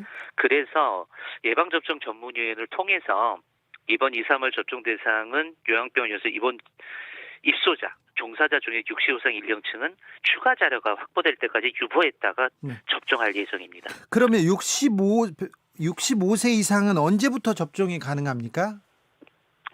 저희들은 이제 65세 이상에 대해서는 예. 아마 임상 자료가 3월 달에 나올 걸로 생각을 하고 있습니다. 네. 그래서 미국 임상 시험 결과 등에서 유효성이 입증되면 네. 바로 65세 접종을 시행할 수 있을 거로 생각합니다. 2월 말부터 시작하는데 3월부터는 자료가 나오니까 조금만 기다리면 되겠네요. 네, 맞습니다. 그 대신 종사자들을 먼저 마치게 돼서 방역은 좀 지장이 없도록 할 예정입니다. 알겠습니다. 자, 그런데 이 약간 고령층 접종 보류되면서 11월까지 우리가 집단 면역 형성하겠다, 목표 만들겠다 이렇게 했는데 괜찮겠습니까?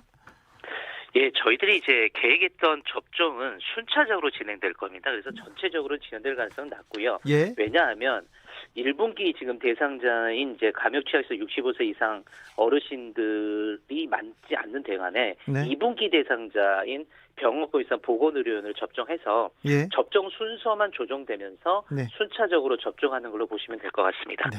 접종이 시작되면 접종 순서도 정해놓고 어떻게 할 건지도 다 준비가 잘 돼 있는 거죠, 지금? 네, 그렇습니다. 26일부터 시작되는 백신 1차 접종 대상자는 65세 미만의 요양병원 시설 종사자들, 입소자들 27만 명인데요. 여기부터 맞춰야 되겠다 이렇게 고려한 이유는 뭔가요? 네, 예방접종 순서는 WHO 세계보건기구 등 각국가 거의 대동소이합니다. 예. 그러니까 사망 및 중증 진행의 위험이 있는 군, 또 의료 방역 체계하고 사회 안전을 유지할 수 있는 종사자들, 그리고 코로나19가 이런 전파 특성이 같습니다. 어르신들 중심으로 전파 특성이 있기 때문에 네. 이러한 큰 카테고리를 중심으로 해서 저희 나라 예방접종 전문위원회 심의를 거쳐서 결정하게 됩니다. 네. 자, 예방 접종 순서에 대해서 궁금해하는 분이 있을 것 같은데요. 자, 일반 국민들은 언제쯤부터 백신 맞을 수 있습니까? 네, 일반 국민들은 먼저 위험군에 따라서 쭉 이제 순서를 해서 접종을 하게 되고요. 예. 어르신 접종이 끝나는 3분기부터는 일반 국민들도 맞게 됩니다. 3분기부터는요? 네, 맞습니다. 그러면 본인의 접종 시기가 되었을 때 맞지 못하는 경우도 있잖아요. 네, 맞습니다. 그러면 순서가 밀려서 그러면 언제 이렇게 맞을 수 있습니까? 이제 두 가지로 볼 수 있는데요. 네. 당일날 접종자 발열이 있다든가 네. 급성병증이 있는 경우 또 네. 기저질환이 있는 경우는 예진이라는 절차가 있습니다. 예방접종 받기 전에. 네. 그때 판단에 따라서 백신 접종 여부 결정되는데 상태가 안 좋을 경우에는 바로 다음 그 몸 상태가 좋아질 경우로 바로 맞출 수가 있고요. 예. 단 백신 접종을 거부할 경우에는 네. 맨 뒤 후순위로 밀리는 거를 원칙으로 하고 있습니다. 거부하지 않으면 저 오늘 아파요 그러면 다음번에 이렇게 접종 시간을 잡아주는 거요? 네, 맞습니다. 네. 크게 걱정 안 해도 되겠네요. 네, 이거의 순서에 대해서는 맞으실 의사만 있으면 걱정 안 하셔도 될 것 같습니다. 그렇습니다. 백신 안전성에 대해서 우려하는 국민들도 많은데요. 좀 이상 반응이 나오면 어떻게 하죠? 이렇게 벌써 걱정하는 사람들이 있습니다. 네, 이상 반응은 모든 백신에서 예. 생물학적 특성상 접종부에서 나타나게 돼 있습니다. 네. 이 국소적인 이제 가려움증이라든가 조금 두통, 구토부터 시작해서 중증으로 많이 국민 여러분께 알려져 있는 알레르기 증세 아나팔락시스 같은 심각한 반응도 있게 돼 있습니다. 네. 하지만 저희들은 그 예방접종을 맞을 때 예진이라는 절차를 통해서 이런 징후가 있어 보이면은 연기를 시켜서 맞게 하고요.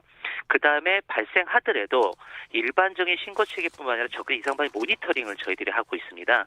그래서 신속한 이상 반응 대응 체계를 통해서 그분들이 더 아프면은 안내해드리고 또 중증이 가면 병원에 가서 치료를 받으시면 국가가 보상하는 그래서 신속한 감시 체계와 역학조사 보상 체계를 갖고 있어서 국민 여러분께서 우려하지 않으셔도 될 것 같습니다. 오늘 추가로 화이자 백신하고 노바백스 백신이 들어온다는 얘기를 들었습니다. 저 백신의 물량 공급 계획대로 진행되고 있습니까? 네, 저희들이 그 기존에 이제 5,600만 명분을 이제 백신을 계약하고 또 2천만 명분의 백신을 이제 저희들이 노백스하고 또 파이자 300만 명 한 거는 현재 백신의 수급이 굉장히 전 세계적으로 불안합니다. 네.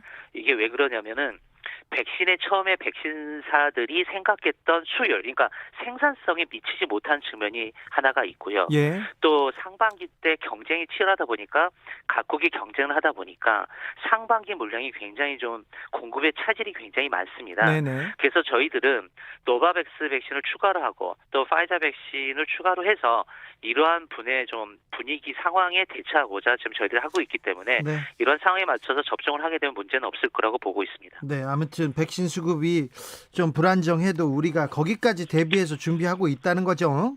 네, 맞습니다. 자, 마지막으로 코로나19 예방 접종을 앞두고 있는 분들한테 주의할 점이 뭔지, 어떤 것을 대비해야 되는지, 큰 걱정은 하지 말아라. 이런 얘기 좀 부탁드리겠습니다.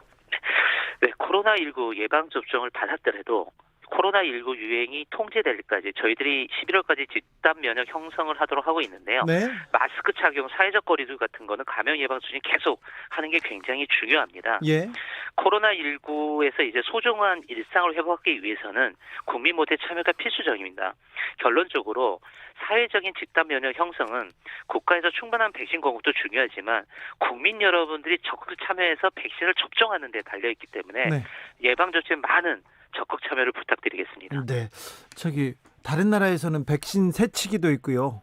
그런 뉴스 나오는데 우리나라는 그런 일은 없겠죠?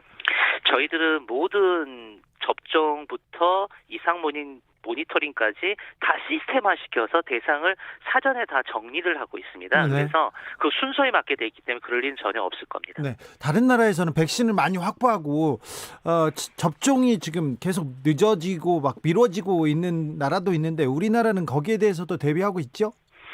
네, 백신 공급이 이제 그렇게 차질이 되는 거는 인프라가 부족한 나라, 그러니까 접종센터라든가 네. 병원이 좀 인프라가 부족한 게 하나 있고요. 네. 공급이 제때 오지 않는 거, 그다음에 이상 반응이 나타났을 때 그 대응 방법, 그다음에 유통이 이제 콜드체인이라 그래서 이게 부족할 때 일어나는 건데요. 네. 저희들은 모의 훈련, 또 선진국에서 지금까지 겪었던 그런 교훈들을 경험 삼아 지금 모의 훈련 철저히 하고 있기 때문에 그런 네. 일은 발생하지 않을 겁니다. 주로 어디서 병원 보건소에서 맞습니까?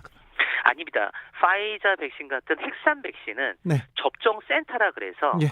센터를 의사들이 가져서 거기서 센터에서 맞게 되고요. 네.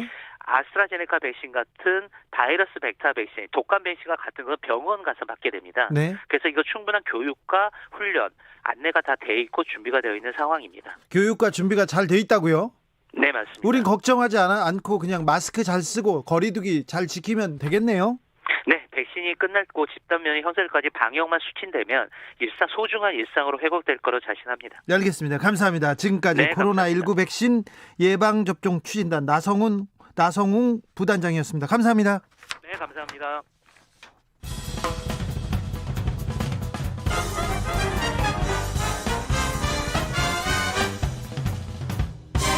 훅 인터뷰. 모두를 위한, 모두를 향한 모두의 궁금증 훅 인터뷰. 7년 전 세월호 참사 승객 304명이 사망했고 실종된 대형 참사였습니다. 참사 당시 해경지휘부에서 제대로 구조를 하지 않았어요. 그래서 승객 구조에 실패했는데요. 어제 재판에서 해경지휘부 전원에게 10명 전원에게 무죄가 선고됐습니다.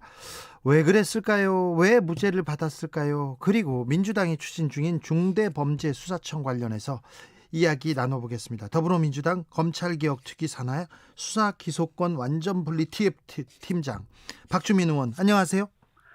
예, 안녕하십니까. 감투 이름이 엄청 길어요. 뭐라고요? 수사기소권 뭐라고요? 수사기소분리 TF라고만 부르시면 됩니다. 아, 그렇습니까? 완전이란 단어는 안 들어가 있어요. 완전은 아니고 분리 TF입니까? 네. 잘 알겠습니다. 어제 재판 먼저 물어보겠습니다. 세월호 참사 당시에 구조 잘 못했잖아요. 구조 지휘 좀 소홀했지 않습니까? 그런데 김석균 전 해양경찰청장을 비롯해서 많은 해경지휘부가 1심에서 무죄를 선고받았습니다. 의원님, 세월호 변호사로서 오래 활동했는데 이 재판 결과 어떻게 보셨어요? 굉장히 아쉽고요. 그 구순환구호법에 따르면 이제 중앙구조본부를 구성하는 사람들에 대한 재판이라고 보시면 되거든요. 네. 중앙구조본부나 이제 지방에 있는 지역 구조본부의 경우에 구조 상황을 총괄하고 조정하는 역할을 해야 되고요. 매뉴얼에 따르면은 현장 상황을 정확히 파악하고 거기에 맞는 구조 계획을 수립해서 잘 집행되도록 관리해야 되는 역할을 해야 되는데 많은 국민들이 그 참사 당시의 상황을 잘 알고 계시지 않습니까? 네. 해경이 사실상 뭐 구조를 방기했다라는 표현까지 들을 정도로 포기하거나 제대로, 막았다 이렇게 주장하는 사람들도 있어요. 예, 제대로 구조가 진행이 되지 않았는데 거기에 대해서 책임이 없다라고 판결을 내린 거라서 과연 이제 여러 가지 그 당시 상황들이 반영이 되고 또 고려가 된 판단인가 이런 아쉬움을 갖고 있죠. 예. 진도 앞바다, 세월호 사고가 난 진도 앞바다는 그 파도, 물살이 세기로 유명한 그런 바다인데 세월호가 침몰한 당일은 그렇게 잠잠했어요. 잔잔했어요. 맞습니다. 예. 그렇잖아요. 근데 그 다음에 잔잔했을 때는 그리고 가장 중요한 골든타임에는 뭐 구조 활동을 안 하고 해경은 오히려 해군이나 다른 사람들 구조를 못하게 했거든요. 그런데 해경지휘부 10명에 대해서는 업무상 과실치사 혐의에 대해서 모두 무죄 나왔습니다. 네. 자, 이 판결을 내린 이유는 뭔가요? 그러니까 지금 검찰이 이제 공소장을 보니까요. 그러니까 구조 세력들이 현장에 도착하기 전에 현장의 상황들을 좀 파악해야 되는데 여러 가지 수단이 있었음에도 불구하고 그 수단을 제대로 활용하지 않았다라는 이유를 들고 있어요. 근데 법원에서는 여러 가지 수단이 있었지만 뭐 제각각 뭐 하나나 또는 두 개의 수단을 써서 현장 상황을 파악하려고 했기 때문에 업무상 의무를 위배한 게 아니다라고 판단을 내렸습니다. 근데 제가 봤을 때는 그 당시 이제 승객들이나 승선원들이 112 신고를 핸드폰으로 한다든지 굉장히 많은 그 선체 내부에 있는 사람들과 의사 연락할 수 있는 수단이 있었지 않습니까? 그리고 현장에 도착했던 1, 2, 3장에도 스피커나 이런 것들을 이용해서 이제 또 그런 것들을 알릴 수 있는 상황이었고, 근데 그런 것들을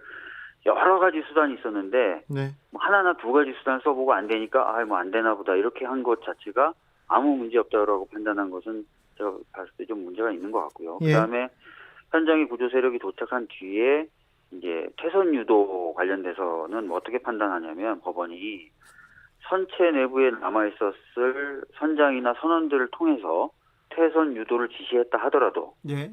아마 선장이나 선원들이 안 따랐을 가능성이 있다. 이렇게 판단을 합니다. 이게 또 무슨 말입니까? 그러니까 아니 사실 제 생각에는 그리고 이미 알려진 바대로 이미 그 전부터 선장 등은 해경에게 퇴선을 해야 되느냐 판단을 계속 물어보거든요. 예, 그래서 해경이 퇴선을 유도해라라고 지시했으면 당연히 따랐을 그런 상황이었는데 그런 것들을 설사 해경이 했다 하더라도 선장이나 선원이 따랐을까? 그 부분이 의문이다. 이러면서 또 그 부분도 문제가 없다고 판단을 하고요. 그 다음에 뭐 헬기에서 내려온 항공구조사들이 선체 내부에 진입을 했다 하더라도 사람들을 뭐 많이 구할 수 있었겠느냐. 뭐 이런 식으로 얘기하면서 그 항공구조사들을 통한 퇴선 유도를 안 한 부분도 또 문제 없다. 이렇게 판단했는데 저희들이 생각하는 또 저희들이 봤던 그 당시 그 상황하고는 좀 굉장히 다른 판단을 내린 것 같고요. 네. 더 나아가서 아시겠지만 123정이라고 하는 현장에 가장 먼저 도착한 해경 배가 있는데 네. 그 배의 정장 재판에서는 그 정장이 굉장히 가벼운 형을 받았거든요. 예. 가벼운 형을 받으면서 그 당시 광주고등법원이 뭐라고 판단했냐면 네.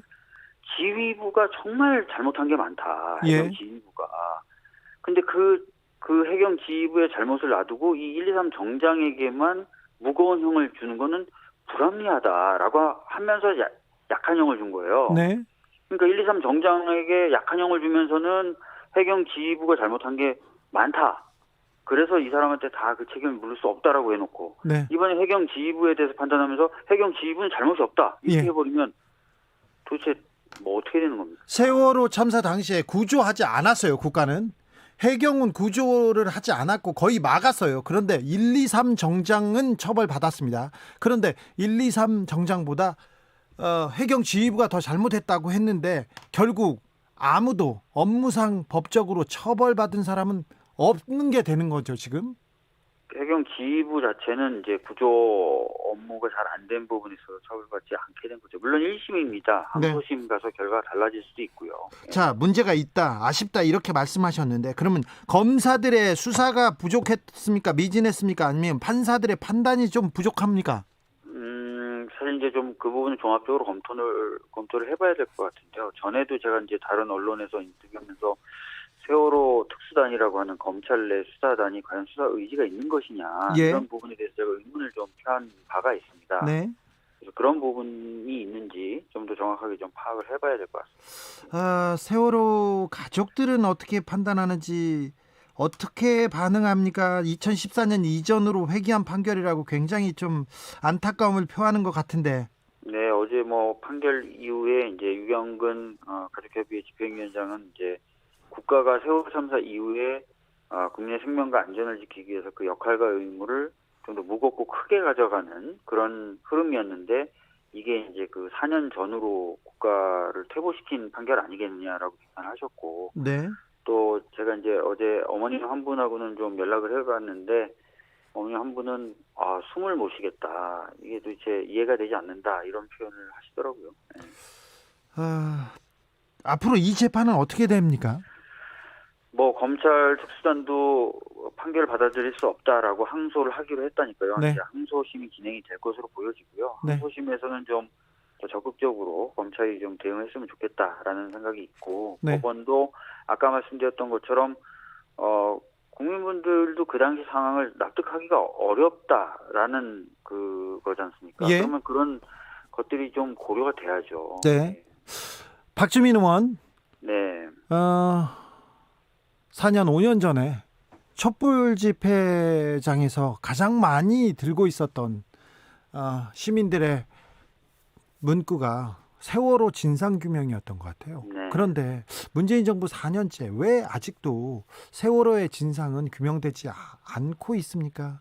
민주당은 지금껏 뭘 한 겁니까? 뭐 여러 가지 더 노력을 해야 될 것 같고요. 뭐 그 부분에 있어서는 저도 뭐 죄송스럽다는 말씀을 드리겠습니다. 아니 박주민 의원은 열심히 하는데 그렇게 또 또 그렇게 하니까 또 제가 미안하네요. 아무튼 좀 안타까움이 있어요. 세월호에는 우리 아이들한테는 다 우리 국민들이 다 미안하고 앞으로는 조금 더 안전한 사회를 만들겠다 이렇게 했는데 좀 부족한 측면이 있어서 좀 마음이 무겁습니다. 자, 다음 주제로 넘어가 보겠습니다. 박주민 의원? 네. 박주민 의원 혼내려고 지금 한 거 아니에요. 네, 맞습니다. 그게 또 예. 바로 불쌍하게 그렇게 하세요. 자, 박주민 의원 검찰 개혁 시즌 2입니까 지금? 네, 뭐 저희들이 계속 얘기한 것처럼 네. 1단계 검찰 개혁에 이은 이제 2단계 검찰 개혁 관련된 방안을 논의하고 있습니다. 검찰 개혁 시즌 1 굉장히 많은 진전이 있었고 검찰에서 굉장히 반발하는 걸 보면 검찰의 힘이 많이 빠진 것도 같아요. 그런데 좀 네. 부족합니까? 지금 이제 아시다시피 굉장히 오래 전부터 네. 공수처 관련된 논의보다 훨씬 더 오래 전부터 네. 수사와 기소는 분리돼야 된다라는 개혁 방향이 있었습니다. 예. 그리고 어떻게 보면은 이제 그 현대 형사소송법을 만들었던 1954년 논의에서도 네. 사실상 수사와 기소는 분리돼야 된다. 네. 지금 당장 그 당시 상황이 별로 안 좋으니까 어쩔 수 없이 검찰의 그 권한을 몰아줄 수밖에 없는 것 같다. 이렇게 얘기를 하고 예. 그 당시 검찰총장도 국회에 나와서 장기적으로는 분리돼야 되는 게 맞다. 이렇게 얘기를 합니다. 그러니까 굉장히 이 수사 기소 분리의 역사는 오래 전부터 얘기가 되어 왔던 거고요. 예. 이제 그런 쪽으로 이제 조금 더 가는 거죠. 사실 1단계 그 검찰 개혁 관련돼서도 그런 방향으로 좀 간 건데 그 부분에서 좀 부족한 부분이 있다라고 해서 조금 더 나가려고 그렇게 하고 있는 것입니다. 예. 그렇습니까? 지금 검찰 개혁으로 공수처 출범으로 검찰 개혁 시즌 1이 시작됐다면 검찰 개혁 시즌 2로 지금 가야 될 만큼 절박한 상황이라는 거죠. 그러니까 검찰개혁 시즌 1에서는 공수처 설치와 더불어서 검경 수사권 조정을 통해서 네. 검찰의 이제 1차 수사 영역 중에 일부를 이제 경찰로 이관을 한 거죠. 네. 이관을 한 거고 이제 2단계로 이제 현재 검찰이 여전히 가지고 있는 1차 수사권 부분을 이제 다시 독립된 수사청을 만들어서 이관을 하는 것을 예정하고 있는 것입니다. 국민의힘에서 그리고 검찰 일부에서는요. 당장 공수처 만들어서 공수처가 자리를 잡지도 못했는데 중대범죄수사청 출범 논의한다.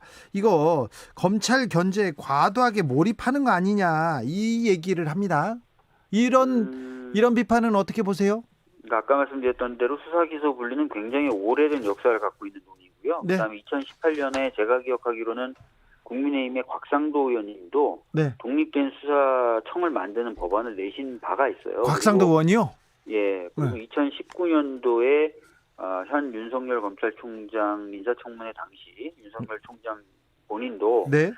국가 전체의 부패 대응 역량을 축소하는 것이 아니라면 네. 장기적으로 검찰이 이제 수사에 총량을 줄여나가는 것이 필요하고 자기도 동의한다는 취지로 얘기를 했었고요. 예. 그 전에 문밀 총장 역시도 마약 수사청이라든지 이런 별도의 수사청들 계속 만들어서 네. 수사 기구끼리 서로 견제를 하게 만드는 것에 찬성한다는 취지의 얘기를 한 바가 있어요. 네. 네, 알겠습니다. 그러니까 검찰을 견제하기 위해서 검찰을 무너뜨리기 위해서 계속 지금 뭘 만드는 게 아니라 개혁의 방향이라고 이렇게 이해하면 되겠군요. 왜냐하면 수사와 기소가 한 기관에 있으면은 네.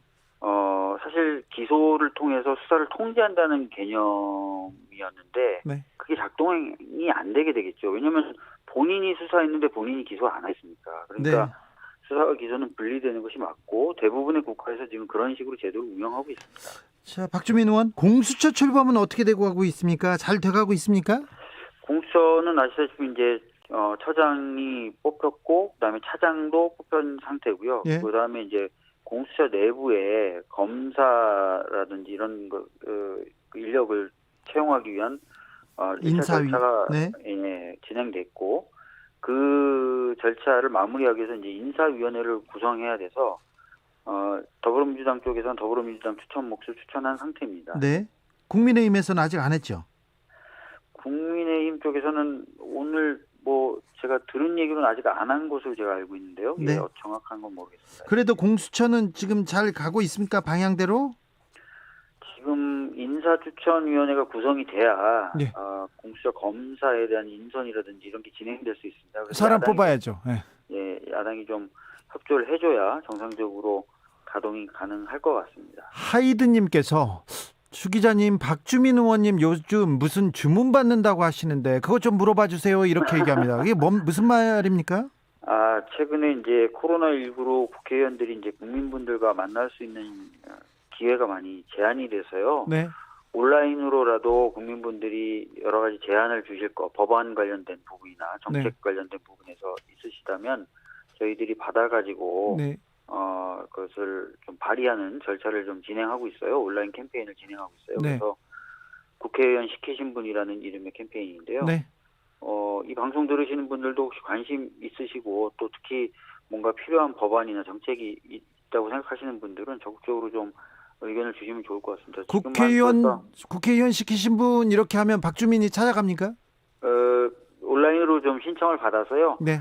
그 아이디어들을 저희들이 좀 선정을 하면 선정된 아이디어를 내주신 분 직접 만나러 가서 만나 뵙고 또 말씀도 듣고 법안으로 만들고 이런 과정을 거치게 될 것 같습니다. 알겠습니다. 박주민이 찾아갈 수도 있으니 국회의원 시키신 분 해서 많은 아이디어 부탁드리겠습니다. 지금까지 박주민 더불어민주당 의원이었습니다. 감사합니다. 예, 감사합니다. 예.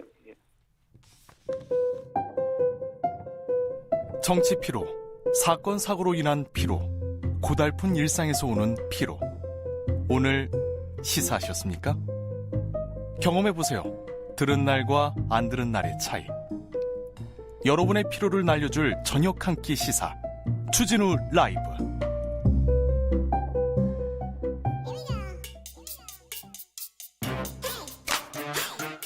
뉴스를 향한 진지한 고민, 기자들의 수다.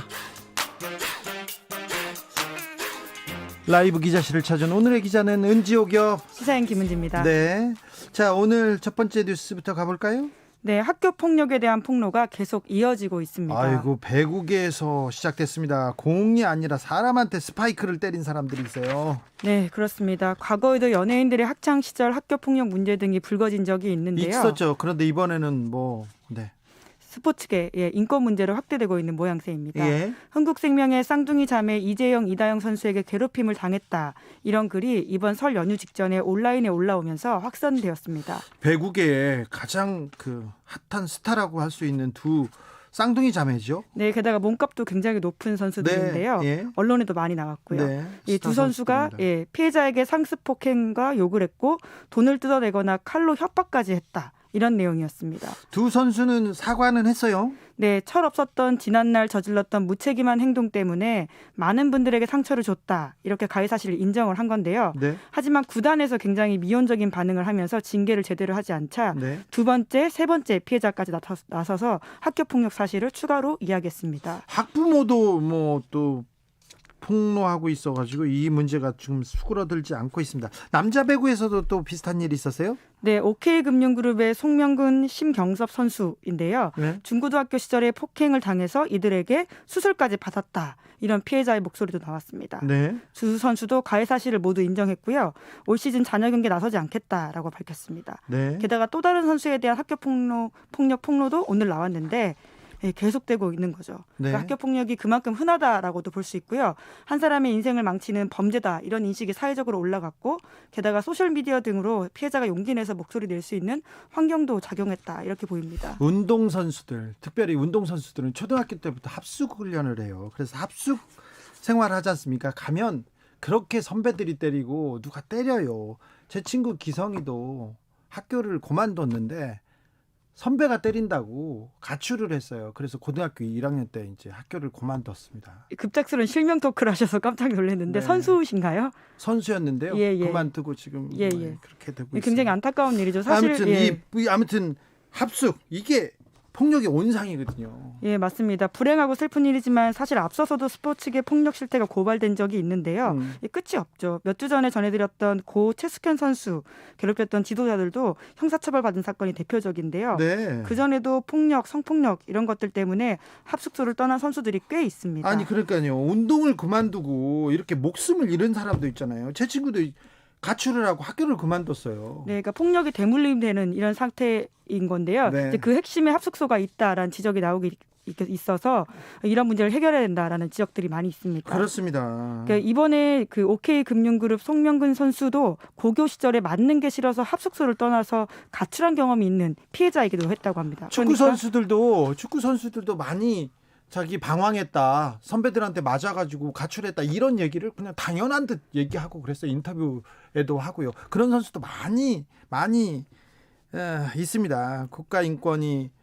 국가인권위에서 학생 선수들 합숙소 조사하고 있다면서요? 네, 이제 과거에 했었습니다. 왜냐하면 그때도 이제 문제가 된 바가 있기 때문에 조사를 한 건데요.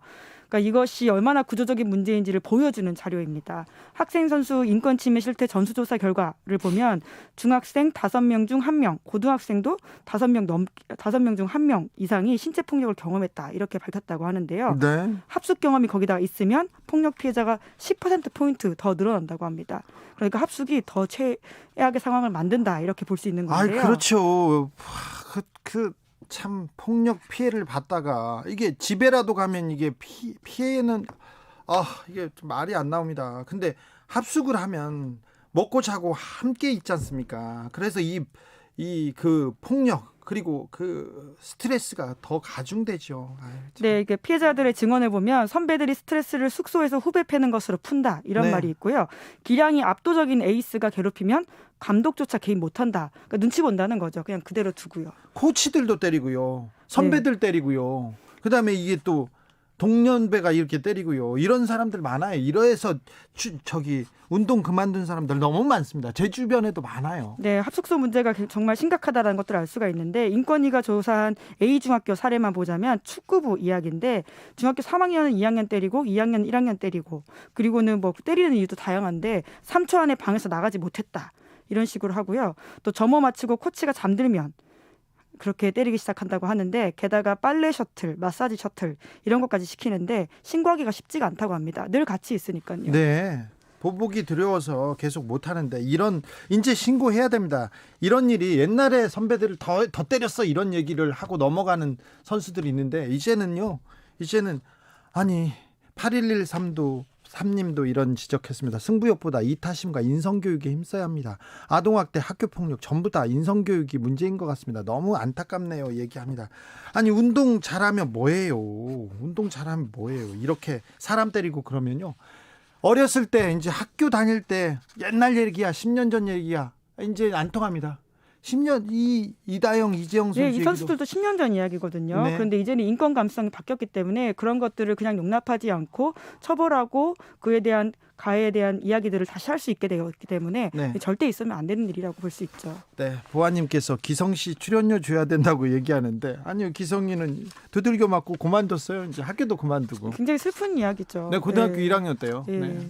학업에 별다른 뜻은 없었어요. 하지만 그래도 학교를 쭉 다닐 수 있었는데 그렇죠. 그거를 운동선수였는데 그렇죠. 선배가 때린다고 집을 나갔어요. 학생이 당장 선택할 수 있는 가장 쉬운 폭력을 피하는 길이니까 그런 식의 경로가 생기는 거죠. 네, 좀 안타깝습니다. 제 주변에도 이런 일을 당하는 경우가 많아서요. 운동하던 친구들이 많이 당했었거든요. 네, 그러니까 스포츠 선수들의 이런 폭로들이 꽤 있었는데 이번만은 정말 제대로 좀 문제를 매조지을 수 있었으면 좋겠습니다. 초등학생들, 중학생들, 고등학생들이어도 폭력에 노출됐다면 바로 신고하십시오. 아니면 누구한테 얘기하십시오. 이제 바로 잡을 수 있어요.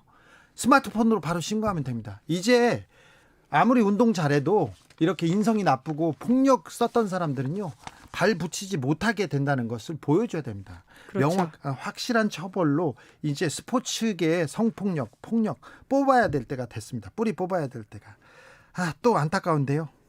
네, 다음 또 화가 나는 뉴스입니다. 다음 뉴스는 아동 성추행인데 이번엔 동화 작가입니다. 유명 동화 작가요. 네, 한예찬 작가입니다. 한겨레 신문 보도인데요. 네, 한예찬 작가가 어떻게 됐다고요? 네, 13살 미만 미성년자 위계 등에 의한 추행 혐의로 지난 2018년부터 재판을 받았습니다. 네. 그리고 지난해 12월 1심에서 징역 2년 6개월 선고를 받고 그 길로 바로 수감됐습니다. 그러니까 법정 구속이 된 건데 네. 한 씨는 위력에 의한 추행이 없었다 이렇게 주장을 했다고 하는데요. 위력에 의한 추행이 없었다고 이렇게 주장하는 걸 보면 추행은 있었군요. 그렇죠. 본인도 그 부분을 인정합니다. 네. 하지만 친분 관계에 의해서 아동의 의사에 따라서 네, 입술 뽀뽀만 하거나 자연스럽게 안기는 등 스킨십을 했다 이렇게 주장을 했다고 합니다.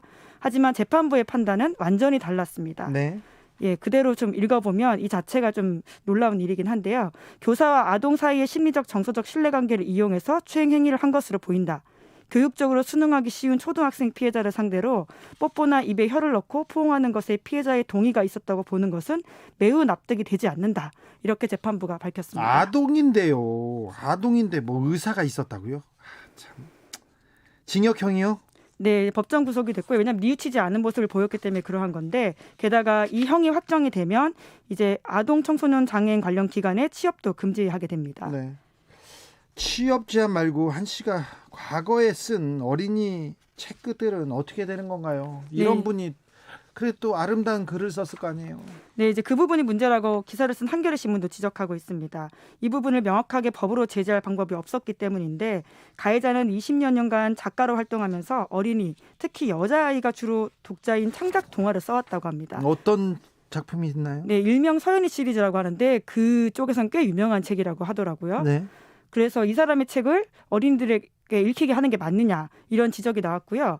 보도가 어제 나왔는데 어제 보도가 나오기 전까지만 하더라도 교보문고 홈페이지에는 그 사람 책이 꽤 많았습니다. 몇 권이나 있어요? 네, 어린이 대상 책만 66권이고요. 어린이 전집 24세트, 전자책 25권, 종교 관련 책 3권, 게다가 가사를 쓴 동료만 하더라도 음반 5장이 있다고 합니다.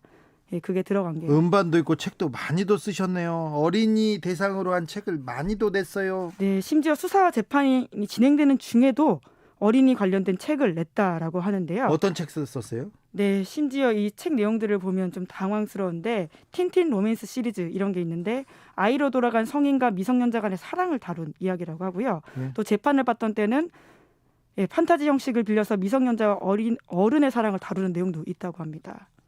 아이고, 출판사에서도 좀 반성하고 있습니까?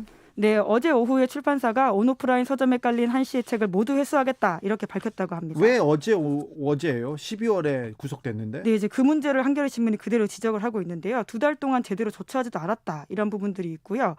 그러니까 출판사 입장은 처음에는 기사가 나오기 전에 이랬습니다. 본인들도 피해자다 이런 주장을 했다고 하는데요. 네. 피해가 너무 크기 때문에 창고에 남은 책만 팔고 절판하겠다 이런 입장을 밝혔다가 사회적 비난이 너무 커지니까 이제 회수하겠다라고 밝혔는데요. 예. 하지만 출판사 쪽에서 회수 공지를 하기 전에 이미 대형 서점에서는 판매 중단 들어갔다고 합니다. 예. 그리고 국립중앙도서관 등과 같은 곳에서는 한시 책 대출을 막기로 결정했다고 하는데 집에 혹시 어린이 책이 있는 분들도 작가 이름을 확인해 보면 좋을 것 같습니다. 아휴 참. 마지막으로 만나볼 뉴스는 어떤 내용입니까? 네, 조폭 출신 기자들이 재판을 받고 있다고 미디어 오늘이 보도했습니다. 잠시만. 기자가 조폭이라고요? 네, 물론 조폭 기자가 아니라 조폭을 취재하는 기자가 아니라. 네, 미디어 오늘 보도이고요. 예. 저도 이제 미디어 오늘 이 기사를 쓴 기자와 좀 확인을 했는데 그 당사자 중에 한 명은 실제로 자기 전력을 인정했다라고 합니다. 네, 아무튼 정현주 KBS 사장이 조폭 언론 얘기했었어요. 보수 언론을 얘기하면서 거기까지는 수긍이 가는데 진짜 조폭이 기자를 하고 있다고요? 네, 이제 그런 주장이 담긴 기사가 나왔다라고 하는 거고요. 어떤 내용입니까? 네, 충북의 한 일간지의 제천 주재 기자들 이야기인데 네. 제천의 특정 조직폭력 집단에서 활동을 한 적이 이 사람들이 있다고 합니다. 네. 물론 뭐 기자가 되는데 뭐 앞선 직업이 그렇게 중요한 건 아니지만 네. 좀 처음 들어보는 저도 이야기라서 눈길을 끌었습니다. 아, 그러게요. 제가 제가 조폭 취재를 많이 했는데요. 범서방파 대장이라는 김태촌 씨를 만나러 갔는데 제가 생긴 게 눈빛이 맵다고 계속 취재를 하는데 계속 저를 의심하는 거예요. 기자가 아니고 다른 직업을 네. 가진 사람일 수도 있다라는 건가요? 기자가 맞는가 계속 물어보더니 혹시 생활한 거 아니냐고 저한테 조폭이냐고 물어보더라고요. 아, 생활한 게 아니냐라는 네네. 게 이제 그쪽 일에 발을 담궜냐는 네네, 그런 질문인가요? 얘기였는데 저는 그렇지는 않습니다. 아무튼 어떤 혐의를 받고 있죠, 이분들이? 네, 청주지검 제천지청에서 지난해 12월 이 사람들을 기소했는데 네. A 기자는 도박 장소 개설, 도박장을 개설했어요, 기자가. 네, 그리고 폭행, 치상, 협박도 했고요. 공무집행 방해 이렇게 네 가지 혐의가 있고요. 재판에 넘겨졌어요. 이미 기소를 했네요. 네, 그렇습니다. 지금 1월 달에 이미 재판이 열려가지고는요. 네. 이 내용들이 지역사회에 알려지게 됐다고 하는데 네. 뿐만 아니라 A 기자의 친형인 B 씨도 기소가 됐습니다. 네. 도박계장 공범으로 기소가 됐고요. 또한 또 다른 지역지 기자 C 씨는 강요 혐의로 기소가 됐습니다. 다 이 같은 재판을 받고 있습니까? 네, 도박장 그렇습니다. 개설이요? 네. 네, 2013년 12월 달 제천시 한 사무실에서 사람들을 불러서 시간당 3만 원을 받고 도박을 하게 했다. 이렇게 검찰은 보고 있습니다. 아하, 네. 네, 그리고는 참가자들에게 도박 자금을 빌려준 다음에 일정 비율로 수수료 뗐다. 이렇게 검찰은 또 판단한다고 하는데요. 네. 그리고 그 A 기자가 2019년 4월 달에 제천시 공무원 2명을 만나서 한 명의 목을 10차례 넘게 때렸다. 이렇게 검찰은 봐서 폭행치사상을 적용했다고 합니다. 깡패는 맞네요. 뭐 아직은 법원의 판단이 나온 건 아닌데요. 네. 시 기자는 또 한 공무원의 비위 정황을 보도한 이후에 이 공무원에게 내가 어떤 사람인지 알지 않느냐 이런 식의 협박을 했다고 검찰은 보고 있습니다. 어떤 사람들 알지 않느냐 그러면서 과거에 자기의 또 폭력배 활동을 또 알면서 이걸 가지고 협박했다 이거죠. 예, 수사기관이 이제 그렇게 판단하고 기소를 한 거죠. 당사자들이 뭐라고 합니까? 네, 자기네들은. 네. 예, 당연히 뭐 모두 이제 부인하고 있는데요. 미디어 오늘이 A 기자와 통화한 내용을 보면 피해자로 지목된 공무원들을 사적으로 만난 자리였고 멱살 잡고 툭툭 친 정도다. 일단 멱살을 잡고 치긴 했네요. 네, 맞았다는 사람은 나의 처벌을 원하지 않는다고 검찰에 밝혔다. 아이고 무서우니까 그랬을 수도 있잖아요.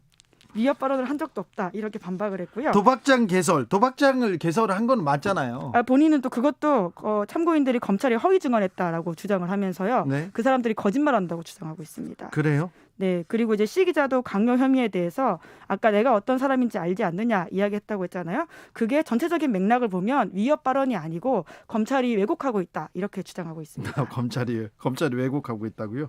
네. 시청에서 이 공무원들은 뭐라고 합니까?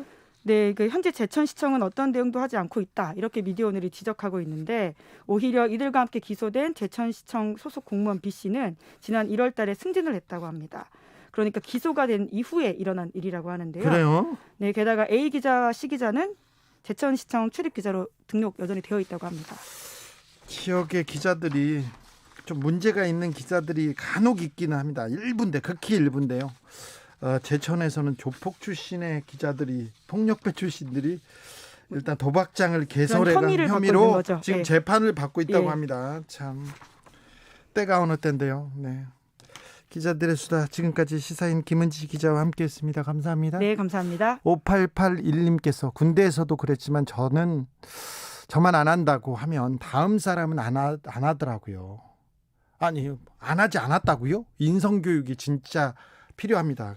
군대에서도 그랬지만 내가 맞았으니까 또 후임을 때리고 그러는데 내가 맞았더라도 때리지 않으면 그 다음부터는 때리지 않을 거예요. 그런 나쁜 전통은 전통이라고 볼 수도 없죠. 악습은 없어져야 됩니다.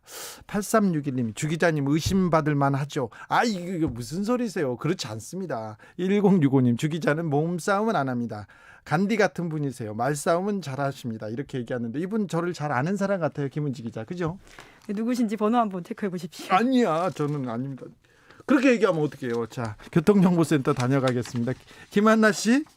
네, 현재 고속도로는 수도권을 중심으로 밀리고 있고요. 곳곳으로 눈길이어서 주의 운전하셔야겠습니다. 도로가 많이 미끄러워서 단독 사고가 잇따라 발생하고 있는데요. 그중에서도 중앙고속도로 대구 쪽으로 북단양 나들목 1차로에서 화물차 관련 단독 사고를 처리하고 있고요. 2개 차로 중에 1개 차로가 막혀 있어서 조심해서 지나셔야겠습니다. 중부고속도로는 남이 방면으로 많이 밀리고 있습니다. 진천 부근 10km 구간에서 정체고요. 반대 하남 방면은 남이천 나들목부터 모가 부근 4km 속도 떨어집니다. 제2경인고속도로는 인천 쪽입니다. 산막에서 광명까지 4km, 또 서창분기점에서 문학나들목 5km 더딘 흐름 보이고 있고요. 경부고속도로 서울 방면은 안성휴게소에서 오산 부근과 기흥동탄에서 수원 부근 4km 밀리고 또 양재에서 반포나들목까지 7km 속도 떨어집니다. 마지막으로 수도권 제일순환고속도로입니다. 판교에서 일산 쪽으로 시흥 요금소부터 송내까지 8km 길게 정체고요. 또 김포 요금소부터 자유로까지도 속도 떨어지고 있습니다. KBS 교통정보센터였습니다.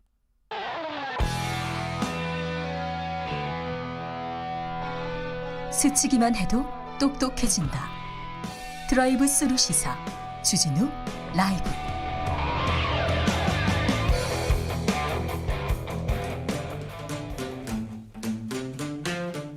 청년이 보고 듣고 느끼는 요즘 우리 사회, 그것이 궁금하다. 청년에게 묻는다. 요즘 뭐하니? 프로게이머 출신 유튜버 황희도 씨, 어서 오세요. 네, 안녕하세요. 네, 어떤 이야기 준비하셨어요? 예, 이번에 먼저 준비한 주제는 배구계와 연예계에서 현재 학교 폭력 의혹이 연이어 제기되고 있는 거 가져와 봤습니다. 매우 가슴이 아픕니다. 저는 시골에서 자랐고요. 중소도시에서 컸는데 거기는 그 부모님들이 이렇게 잘 이렇게 뭐라고 해 케어를 할 수 없다고 하는 친구들이 많아요. 그래서 학교 폭력 엄청 많습니다. 중학교 때, 고등학교 때 정말 저희들은 불려가서 뒷산에서 많이 맞았어요. 그래서 저희들 때는 후배들 때리면 안 된다고, 못 때리게 하고 그 폭력 없애야 된다고 했었는데 아직도 이런 일이 체육계에 있었어요. 예, 맞습니다. 최근에 뭐 다들 잘 아시는 그 학교 폭력 이재영, 이다영 자매 관련해서 굉장히 많은 비판 여론이 있었고, 네. 이외로도 뭐 최근에 또 방송계에서도 좀 이런 학폭 논란이 굉장히 또 커지고 있는 상황입니다. 이게 앞으로 더 많이 나올 것 같이 예, 보이는 그럴 것 상황인데요. 같습니다. 네, 예. 좀 아프더라도 이 기회에 학교 폭력 문제는 좀 뿌리 뽑고 가야 되는 것 같아요. 자, 방송계에서도 계속 학폭 얘기가 나오죠. 학폭 연예인이. 예, 맞습니다. 뭐 몇 가지 사례만 좀 얘기를 해보면, 최근에 그 미스 트롯 2에 출연 중이던 트로트 가수 진달래 씨, 뭐 이외로도 래퍼 양홍원 씨, 뭐 K-팝 인기 그룹의 블락비 박경 씨, 밴드 잔나비의 유영현 씨 등이 학교 폭력 논란에 휩싸였었고요. 지금 그러다 보니까 방송가에서도 출연자를 섭외하기 전에 각종 온라인 커뮤니티에 떠도는 그들을 둘러싼 소문을 이렇게 점검하고 있다고 합니다. 네, 점검해야죠. 자, 인터넷 여론 어떻습니까?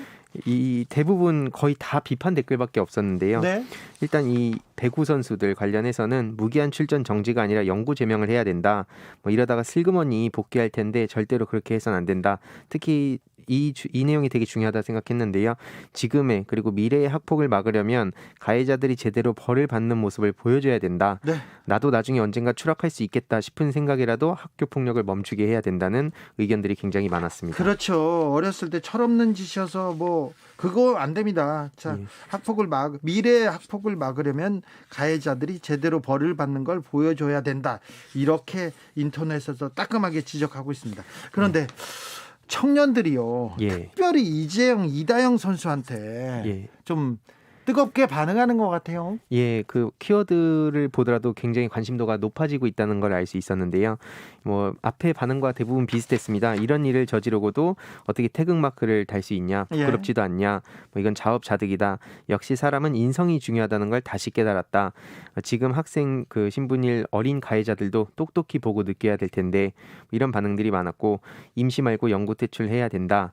특히 또 피해자들이 그러니까 뭐 이렇게 이런 글들을 많이 올리는 걸 볼 수 있었습니다. 거의 비판 일색입니까? 옹호하는 건 못 본 것 같습니다. 네, 알겠습니다. 이번 기회로 진짜 학교 폭력 뿌리 뽑는 계기가 돼야 됩니다. 그리고 중학교 때, 고등학교 때 누구를 괴롭히거나 때렸을 때 폭력을 행사한 것 때문에 나중에 불이익을 받을 수 있다는 것을 주변에서 교육시켜야 됩니다. 선생님이, 부모님이 꼭 얘기해야 됩니다. 예, 저도 예전에 그 게임을 한다고 하니까 고등학교나 이럴 때 친구들이 놀리고 괴롭히고 했던 적이 있었거든요. 네. 근데 그 화가 계속 쌓여가니까 가끔씩 이게 또 엉뚱한 것으로 풀리는 경우가 있는 것 같더라고요. 네. 그래서 이런 거에 대해서 부모님들도, 선생님들이 이게 그냥 단순히 막 귀찮게 대응할 게 아니라 정말 진지하게 이걸 내 일이라 생각해야 된다고 봅니다. 학교 다닐 때 선배들이 뒷산으로 불러가지고 때려요. 때리고 나서 가서 이제 선생님이나 부모님한테 일르지 말라고 하고 불만 있냐고 물어봐요.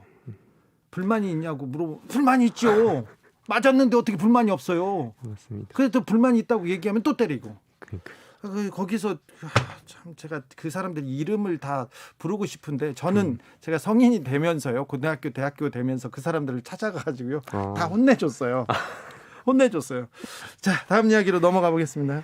예, 코로나 구직난으로 인해 월세를 감당하기 어려워진 청년들이 원룸촌을 떠나고 있다는 소식입니다. 아니 잠깐만요. 청년들이 원룸에서 살았는데 원룸에서 떠나면 어디로 가요? 그러니까요. 이게 지금 코로나 여파까지 겹쳐가지고 네, 굉장히 힘든 어려워졌다는 거 아닙니까? 예, 대학교 인근에서도 보통은 지금 시기가 대학 신입생들이 많으니까 그렇죠. 보통 방 북적거리는데 예. 그게 지금 없다는 상황이고 직장도 요즘 구직난이 굉장히 심하다 보니까 원룸 시장에 고스란히 이게 반영이 됐다. 그래서 공실이 지금 늘어나고 있는데 보증금을 줄이고 월세를 내려도 이게 잘 안 된다고 합니다. 그러면 원룸을 떠나서 어디로 갑니까? 그래서 이게 요즘에 뭐 그 청년들 관련된 주택 정책도 많이 나오고 있긴 한데 네. 이게 아무래도 이런 속도를 따라가긴 되게 어려워 보이긴 하지만 네. 그 방향에 대해서는 저는 잘 가고 있다고 생각합니다. 인터넷 여론 어떻습니까?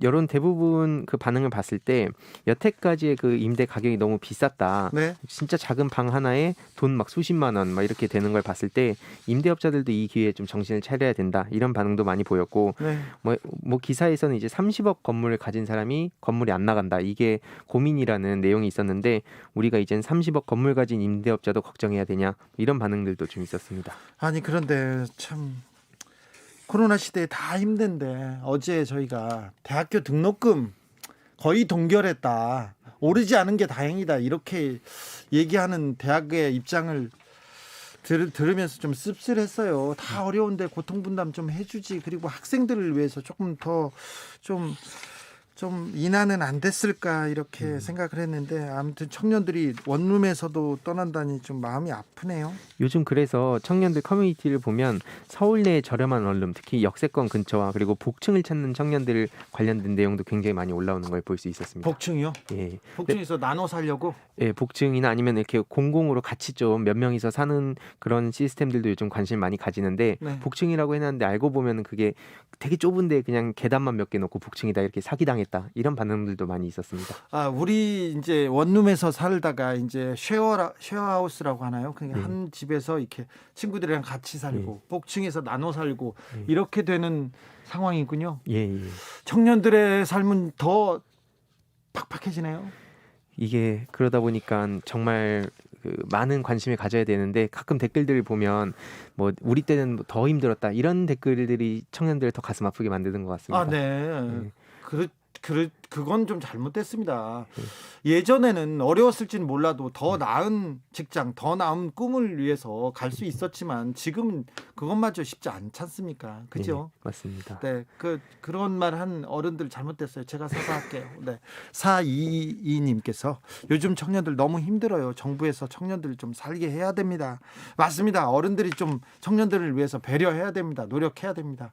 지금까지는 좀 미흡했습니다. 미안해요. 아닙니다. 네, 여기까지 하겠습니다. 유튜버 황희두 씨였습니다. 네, 감사합니다. 오늘도 수고하고 지친 자들이여 여기로 오라. 이곳은 주기자의 시사 맛집 주토피아 주진우 라이브.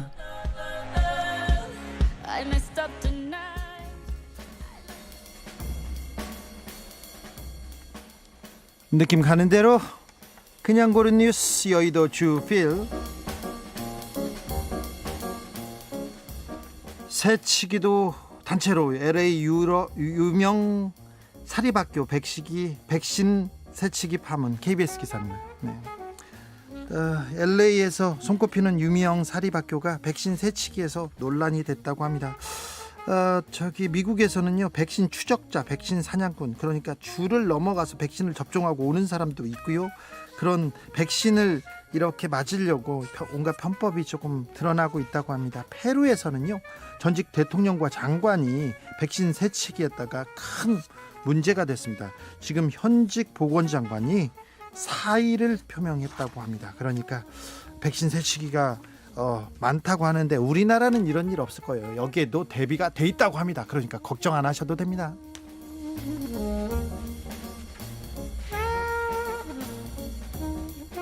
윤서인 무슨 대단한 인물 가셨네. 의구 노컷뉴스 기사입니다.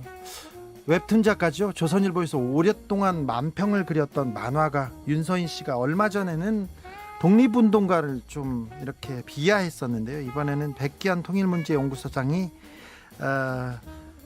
별세하자 무슨 대단한 인물 가셨네. 통일을 못 보고 죽은 게 한이겠네 그러면서 비아냥거렸다고 합니다. 자, 일부 보수 유튜버들이 그릇된 역사의식, 친일 행태를 보입니다. 그리고 인격적으로 매우 낮은 수준에서 계속 발언을 하면 후원금이 는다고 합니다. 그래서 그런 극우 보수 행태 그 발언이 줄어들지 않고 있습니다.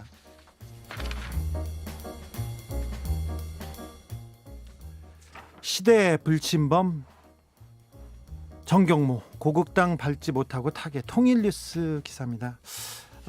정치적으로 망명한 사람입니다. 정경모 선생은 1970년에 일본으로 건너갔습니다. 원래 미국 유학을 보내줬는데 한국 전쟁이 발발하자 문익한 박형규 선생과 함께 메가더 사령부에서 통역 업무를 했고요. 휴전회담 당시에 통역 업무로 굉장히 중요한 역할을 했습니다. 그리고 나서는 통일운동 그리고 민주화운동을 위해서 헌신하셨죠.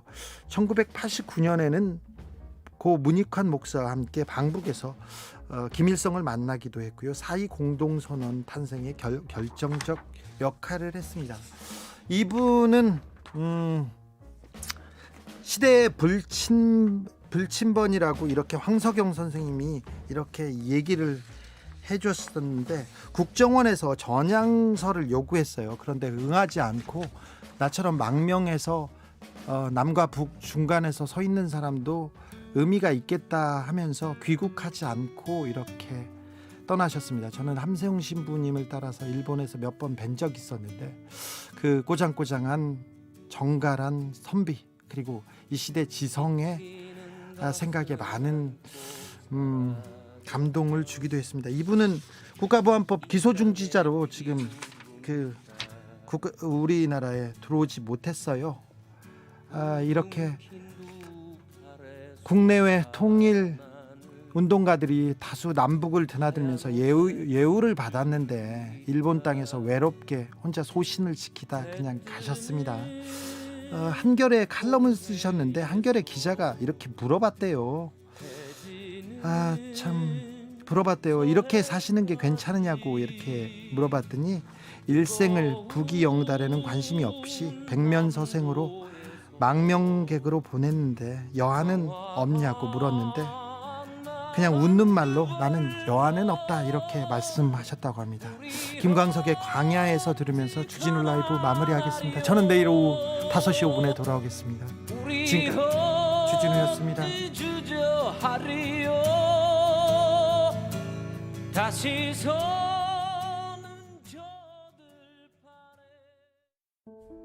지구를 위한 새로 고침 습관을 바꾸는 라디오. 안녕하세요. 이금입니다. 해양 오염 하면 어떤 장면이 가장 먼저 떠오르시나요? 코에 빨대가 꽂혀서 고통받는 바다 거북이? 온몸이 비닐로 칭칭 감긴 물고기? 바다 쓰레기 수거 스타트업을 운영하는 원종화 대표는 우리가 이런 이미지에만 갇혀 있어서는 안 된다고 말합니다. 바다로 쓰레기가 왜